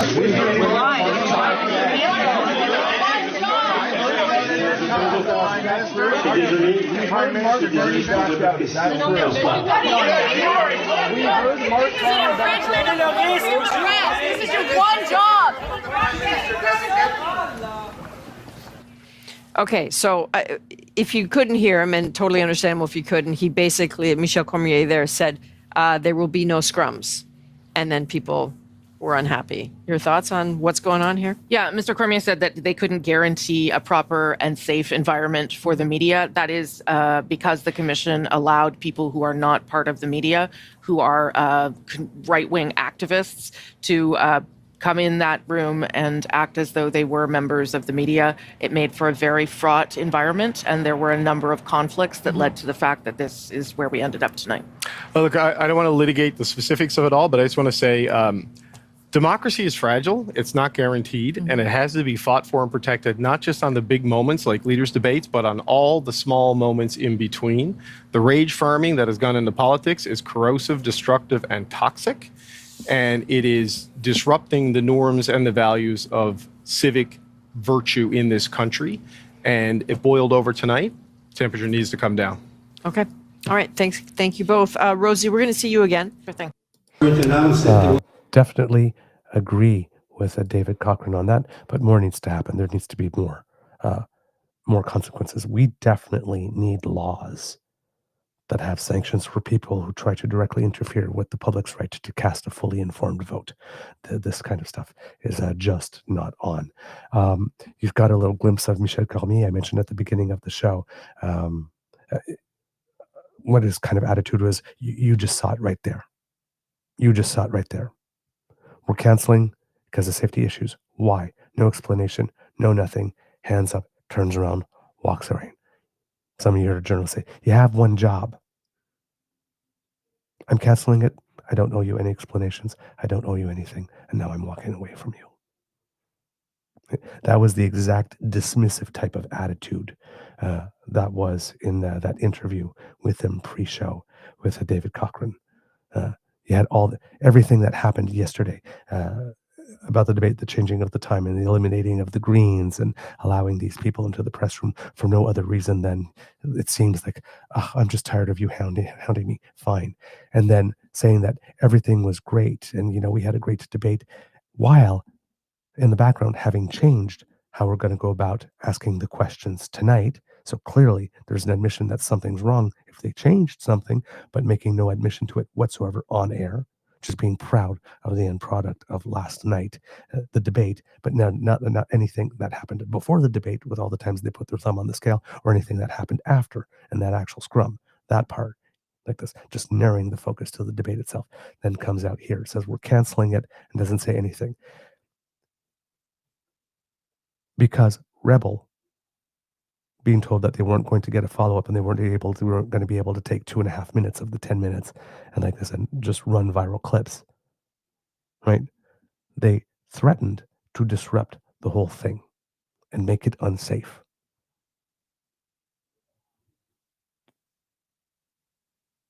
Got to let that sink in. And once again, the debate commission's guy, rather than standing up and fighting for our right to know and our right for information, again caved and rolled over, canceled it. That's when you call security and you have their asses dragged out of the room.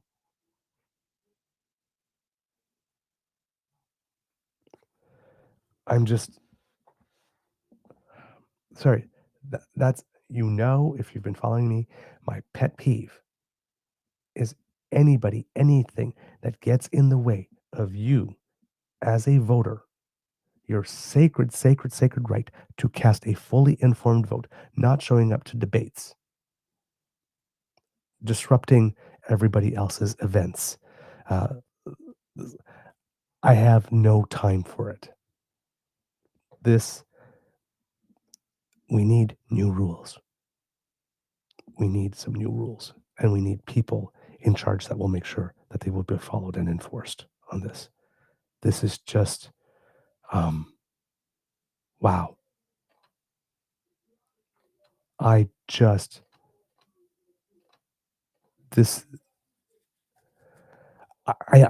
Listen, you do not know me to be speechless. I have no words. I just have no words. Wow. Okay.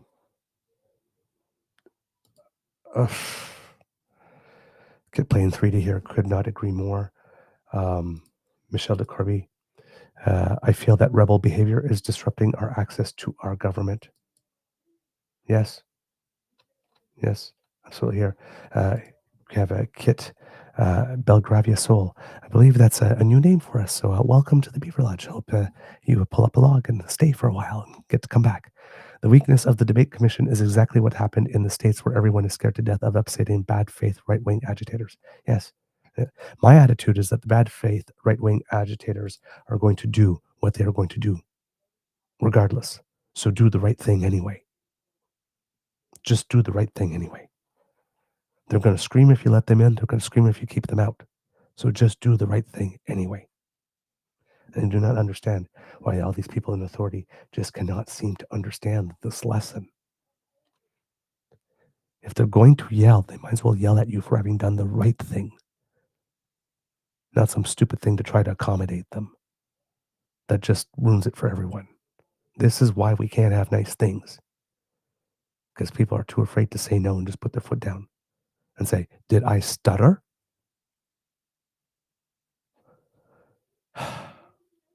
Unbelievable. Kidland Dam says voting rights are in the charter. They are violating our charter rights. That might be a little bit of a stretch, but I understand the sentiment completely. Yeah. Kid Daedalus, my opinions on how to deal with works like Rebel aren't very compatible with freedom of speech. Yeah. But yes, what Kid playing with 3D here has shut them down at every turn. There needs to be a systematic formula.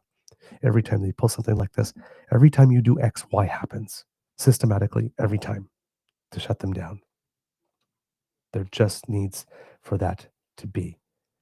And then Kit Linda, this is a really good idea. How about some of these journalists get together and do a deep dive into Rebel and True North? Yeah. How about commit a little investigative journalism here? I keep on saying right on the show, it's up to your team to monitor your own team to be sure that it's kept clean. You should be hardest on your own team. Right now, journalists need to do something to defend the profession here. I am definitely with you here. All right. Oh, wow. Kit Melcy asks, does this BS fall into liberty of speech? Technically, yes.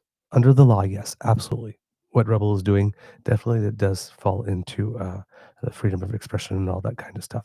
But remember, freedom of expression is something that the government needs to guarantee you in your dealings with it. Right? So the federal, when we were dealing with it, now this is the Federal Debates Commission. So in this instance, they are arm's length from the government, but they're doing that. But you are free speech.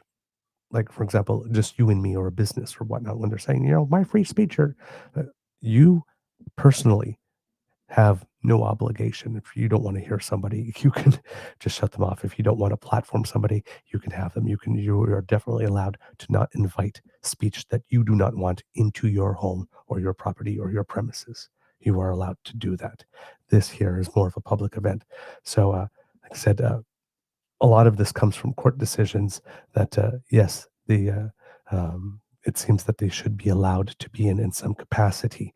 And if that's going to be the decision, then it's up to the people who run these operations to make sure that they are structured in such a way that these types of stuff is not permissible. So you are allowed to have access. We can't ban you because we do not judge you to be a journalistic organization. But while you are in our home, you will have to adhere to journalistic principles. And if you do not want to do that, then you are not allowed to be in our home. And that is definitely something that they can do. Right? So they can't blanket deny them. We're not going to give you a press pass because we don't recognize you. But you can institute house rules. And if they're not following them, then remove them. So somebody needs to make some rules and determine what these house rules are and then start applying them. Wow. Okay. Yeah, Kit Linda. Oh man, Mr. Grizzly's gonna have a fit when he sees this stuff. All right, Kits and Cubs. You have a lot to say here. Kit, Lori, Sue, I like this one. Douglas, thank you. Each one of us would not have encountered or met without you. You've elevated every one of us with this channel, or more than we were before, and that's really, oh my God. Stop. You cannot make me cry. Oh, man. Okay. I'm a little verklempt. Thank you.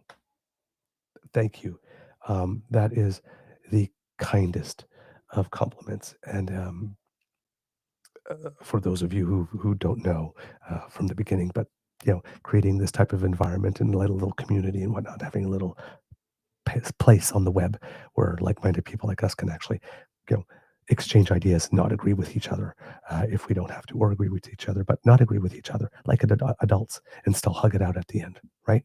That all of you have come on this journey with me and have agreed to the house rules and are participating in this little experiment in good faith and building this little corner.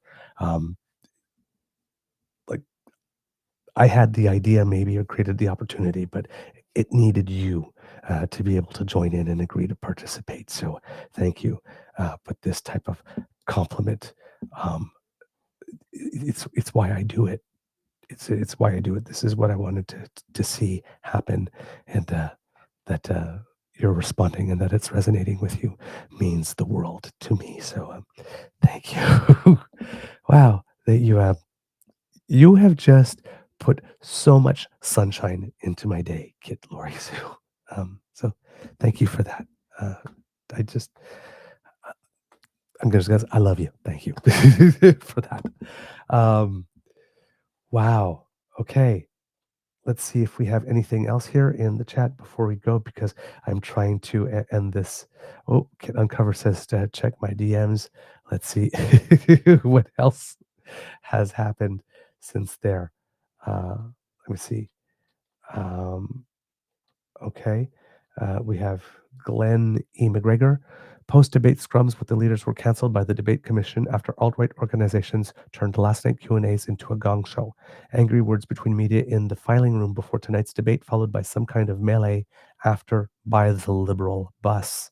Okay, so it seems to have been a melee as well.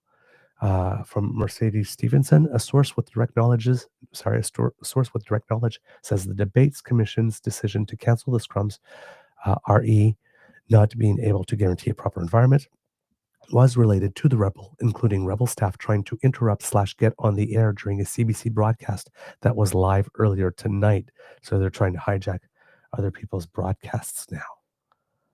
Holy crap. It's like they're just, every tribune belongs to them, is what they're behaving as. Wow, that's it's blowing my mind. Okay, Kits and Cubs, while we have a little bit of a lull here, new things are going to come through.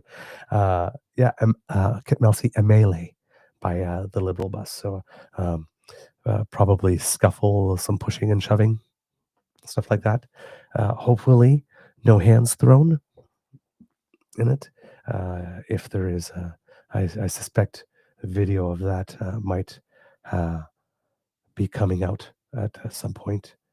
But yeah, not cool whatsoever.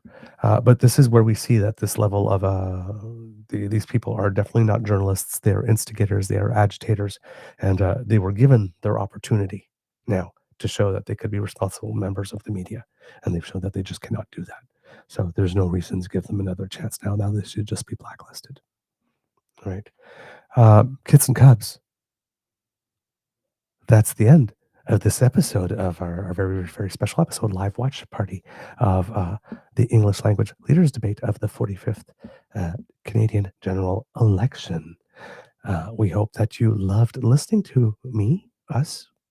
Well, I'll say us because it's my habit, even though Mr. Grizzly isn't here, because we loved making this for you. Remember, sharing is caring and word of mouth is priceless. So please, please, please tell your peeps and poops all about us. We really appreciate it when you do. And Kits and Cubs, again, as we mentioned often on the show, when you're on the socials and you see a clip or see of our show or something that we tweet and you retweet it and you add a comment on top of it, that means the world. There's almost nothing that drives more engagement for us than you doing that kind of thing. So when you do that, we see it, we appreciate it, we're very grateful. We encourage you to keep doing it. But we thank you for all the help that you give us when you do that. Now, remember, if you are a Canadian who is on the go because you're busy, very, very busy, important things to do, doing democracy, right? Living your best life, making your world a little bit of a better place. And maybe you're listening to us on the go, or maybe in between of all of that saving the world and making the world better while you're making dinner. You have us on a podcast while you're chopping the carrots and all that kind of stuff. Well, if you want to make sure that you do not miss an episode at all in podcast form because you like to carry us around with you, you don't have to, thanks to the Ray Girl who sponsors our pod page. If you scan that QR code that just appeared on the screen, that will bring you right there. And if you are listening, that is podpage.com/the True North Eager Beaver with a hyphen between each one of those words.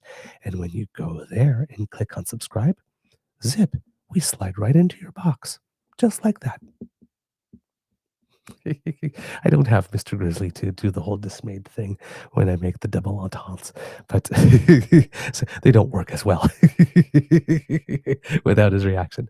But yes, we come directly to you, whatever podcast app you use. We come right into your feed, and that way you don't have to miss an episode and you don't have to go looking for us because we like to help. Now, if you would like to help us in other ways, Kits Elaine and Kits Cassie would definitely urge you to surf on down to the True North Eager Beaver Media Incorporated YouTube page, where we have 3 buttons for you: like, share, and subscribe. Lick them, flick them, click them. When you do, we get happy because we see you do it. We see our subscriber numbers go up and our like numbers go up and our viewership numbers go up. So thank you for that. But it also helps us with the algorithm. So please help any way you can with that. And by the way, if you happen to be listening to us on Apple Podcasts, stars and reviews also help us with the algorithm. We won't tell you how many stars to give us. We'll leave that up to you. But if you're feeling like generous and want to hand out a mittful, that's always appreciated. But of course, that's always up to you. We make no subliminal suggestions at all whatsoever on this show. Okay. If you would like to help us in other ways, Kits and Cubs, we do incur some costs in bringing this show to you. Internet subscription fees, other types of software, that type of stuff. If you would like to help us with those costs, we would definitely be grateful to you for that. Now, the way you can do that is by making a contribution to the Eager Beaver Lodge Emergency Hydration Fund, where every day we work diligently to end the scourge that is known as dry beaver. It's a terrible thing. So refreshing. So, Kits and Cubs, if you would like to do your part to make sure that your favorite beaver is kept nice and moist, then make our tip jar jingle a little bit. Go to our coffee page. That's coffee, ko-fi.com/eagerbeaver. And if you can leave a couple of coins in there, we would be very grateful for your enthusiastic expression of encouragement so that we can do more of this type of programming for you. Now, Kits and Cubs, we realize that times are tight. People are worried about the economy and that type of stuff, and you might be keeping your powder dry. And if that's the case, please, please, please do not worry. Hey, the gifts of your attention and participation are the ones that matter the most to us. So please keep those coming, right? And we like to hear from you. That's the way you can participate. So please write to us. TrueNorthEagerBeaver@gmail.com is our email address. And if you are donating and want to do a donation that's 100% Canadian by avoiding those American CE tech bros, well then, using that address, TrueNorthEagerBeaver@gmail.com for a direct transfer through your bank keeps your transaction 100% Canadian, and the bonus is we get 100% of your donation. So it's win-win-win, right? But if you would like to share with us your thoughts on the show, some ideas for topics, people who you would like us to interview as guests, or for the Q&A show that we would like to do if you have questions about politics that you want to throw at us. We need a good number of questions to do a full show, though, so we need you to write what your question would be and send it to us at that email address, TrueNorthEagerBeaver@gmail.com. Now, if you want to communicate with us, you can do it in other ways too, through our socials, at True Eager at the Blue Sky Beaver Lodge, at True Eager also at the Bad Place on the Jitter, on our Facebook page, True North Eager Beaver, our original home on the web, or if you are listening right here on the YouTube channel with the best damn fam in all of podcasting, registered trademark, or listening after the fact on our YouTube channel, right down here in the comment section. Just leave us a little note, and we read everything. We're not able to communicate back with everyone or answer everyone, but we do read everything, and everything you write does get factored in to make the show better. This is your show too, so we definitely care about what it is that you have to say about it. Okay, kids and cubs, because democracy is something that you do remember if you live in the province of Quebec, la belle province, there is a Quebec Liberal leadership race, and that will be in June. So at the moment, the candidates are campaigning. I'm not sure if there's still time to register for that. I still keep on promising you that I will look that up for you, and I never managed to get around to it, but I promise I will get around to it eventually. I haven't been able to cover it. There's just been too many elections. But that is going on. If you're in the province of Manitoba, the Progressive Conservatives have a provincial leadership race on, in which the results will be announced on the 26th, so 2 days before the federal election.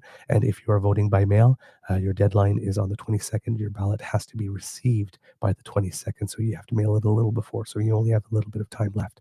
So please make sure that you get that done. Federally, you got the federal election. Elections Canada seems to still be looking for some poll workers. So please, if you can, put your name out for that. It's not volunteer. These are paid positions. So it's an opportunity to earn a little extra cash. If you have the opportunity, you can find out about that at elections.ca. If you're on military base, the next few days have voting for you. If you are, so make sure you do that. If you are in acute care facility, from the 20th to the 22nd, you will have the opportunity to vote. A polling station will come to you over there. And if you are just looking to vote early, advance polls open tomorrow. And they will be open for 4 straight days. So the 18th, 19th, 20th, and 21st from 9 a.m. to 9 p.m., wherever you are, including on Easter Sunday. So you can vote at your leisure.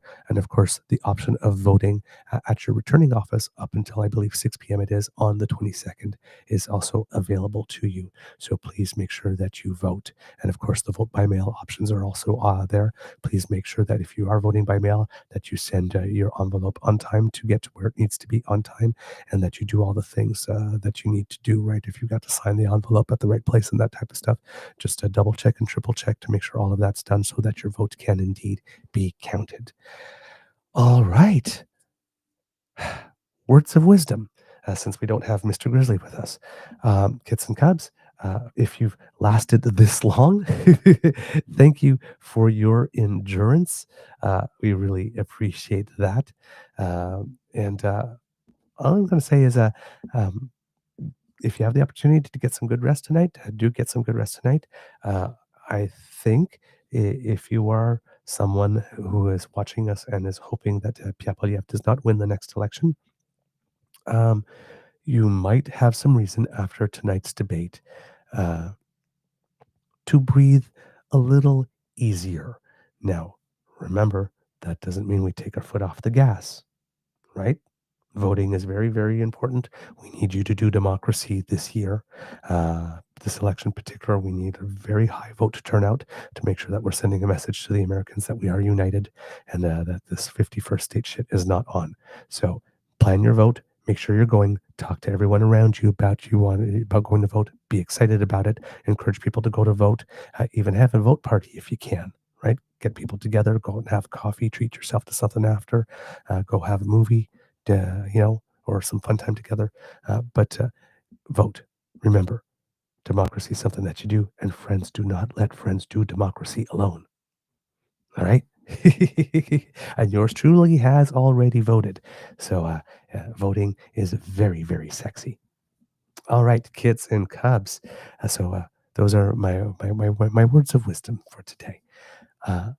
Kids and cubs, it could be a tough world out there. So please, please, please be kind to and gentle with yourself. I just saw a post here saying, Elaine, you're just naughty.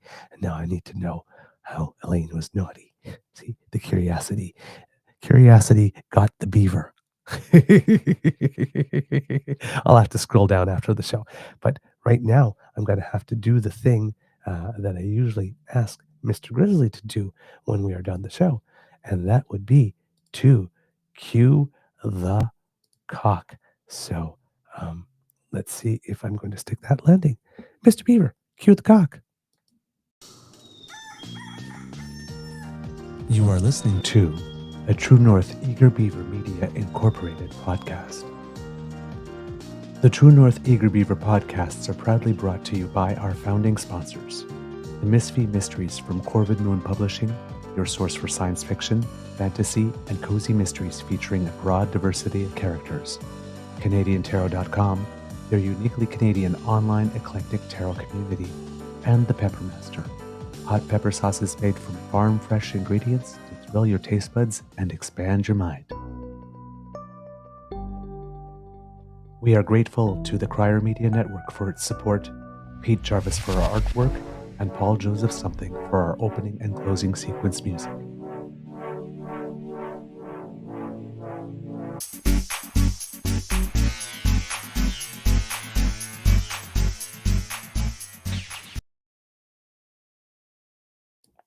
All right, kids and cubs, given that all of these debates stuff started with being influenced by hockey, I will end.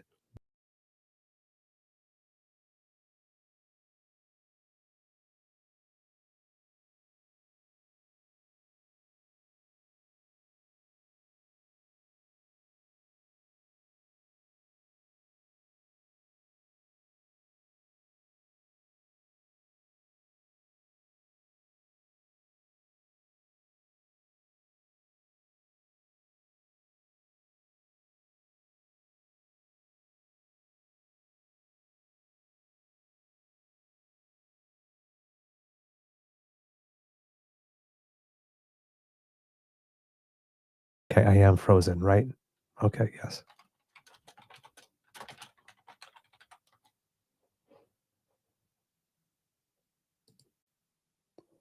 All right. Oh, maybe I'm not frozen anymore.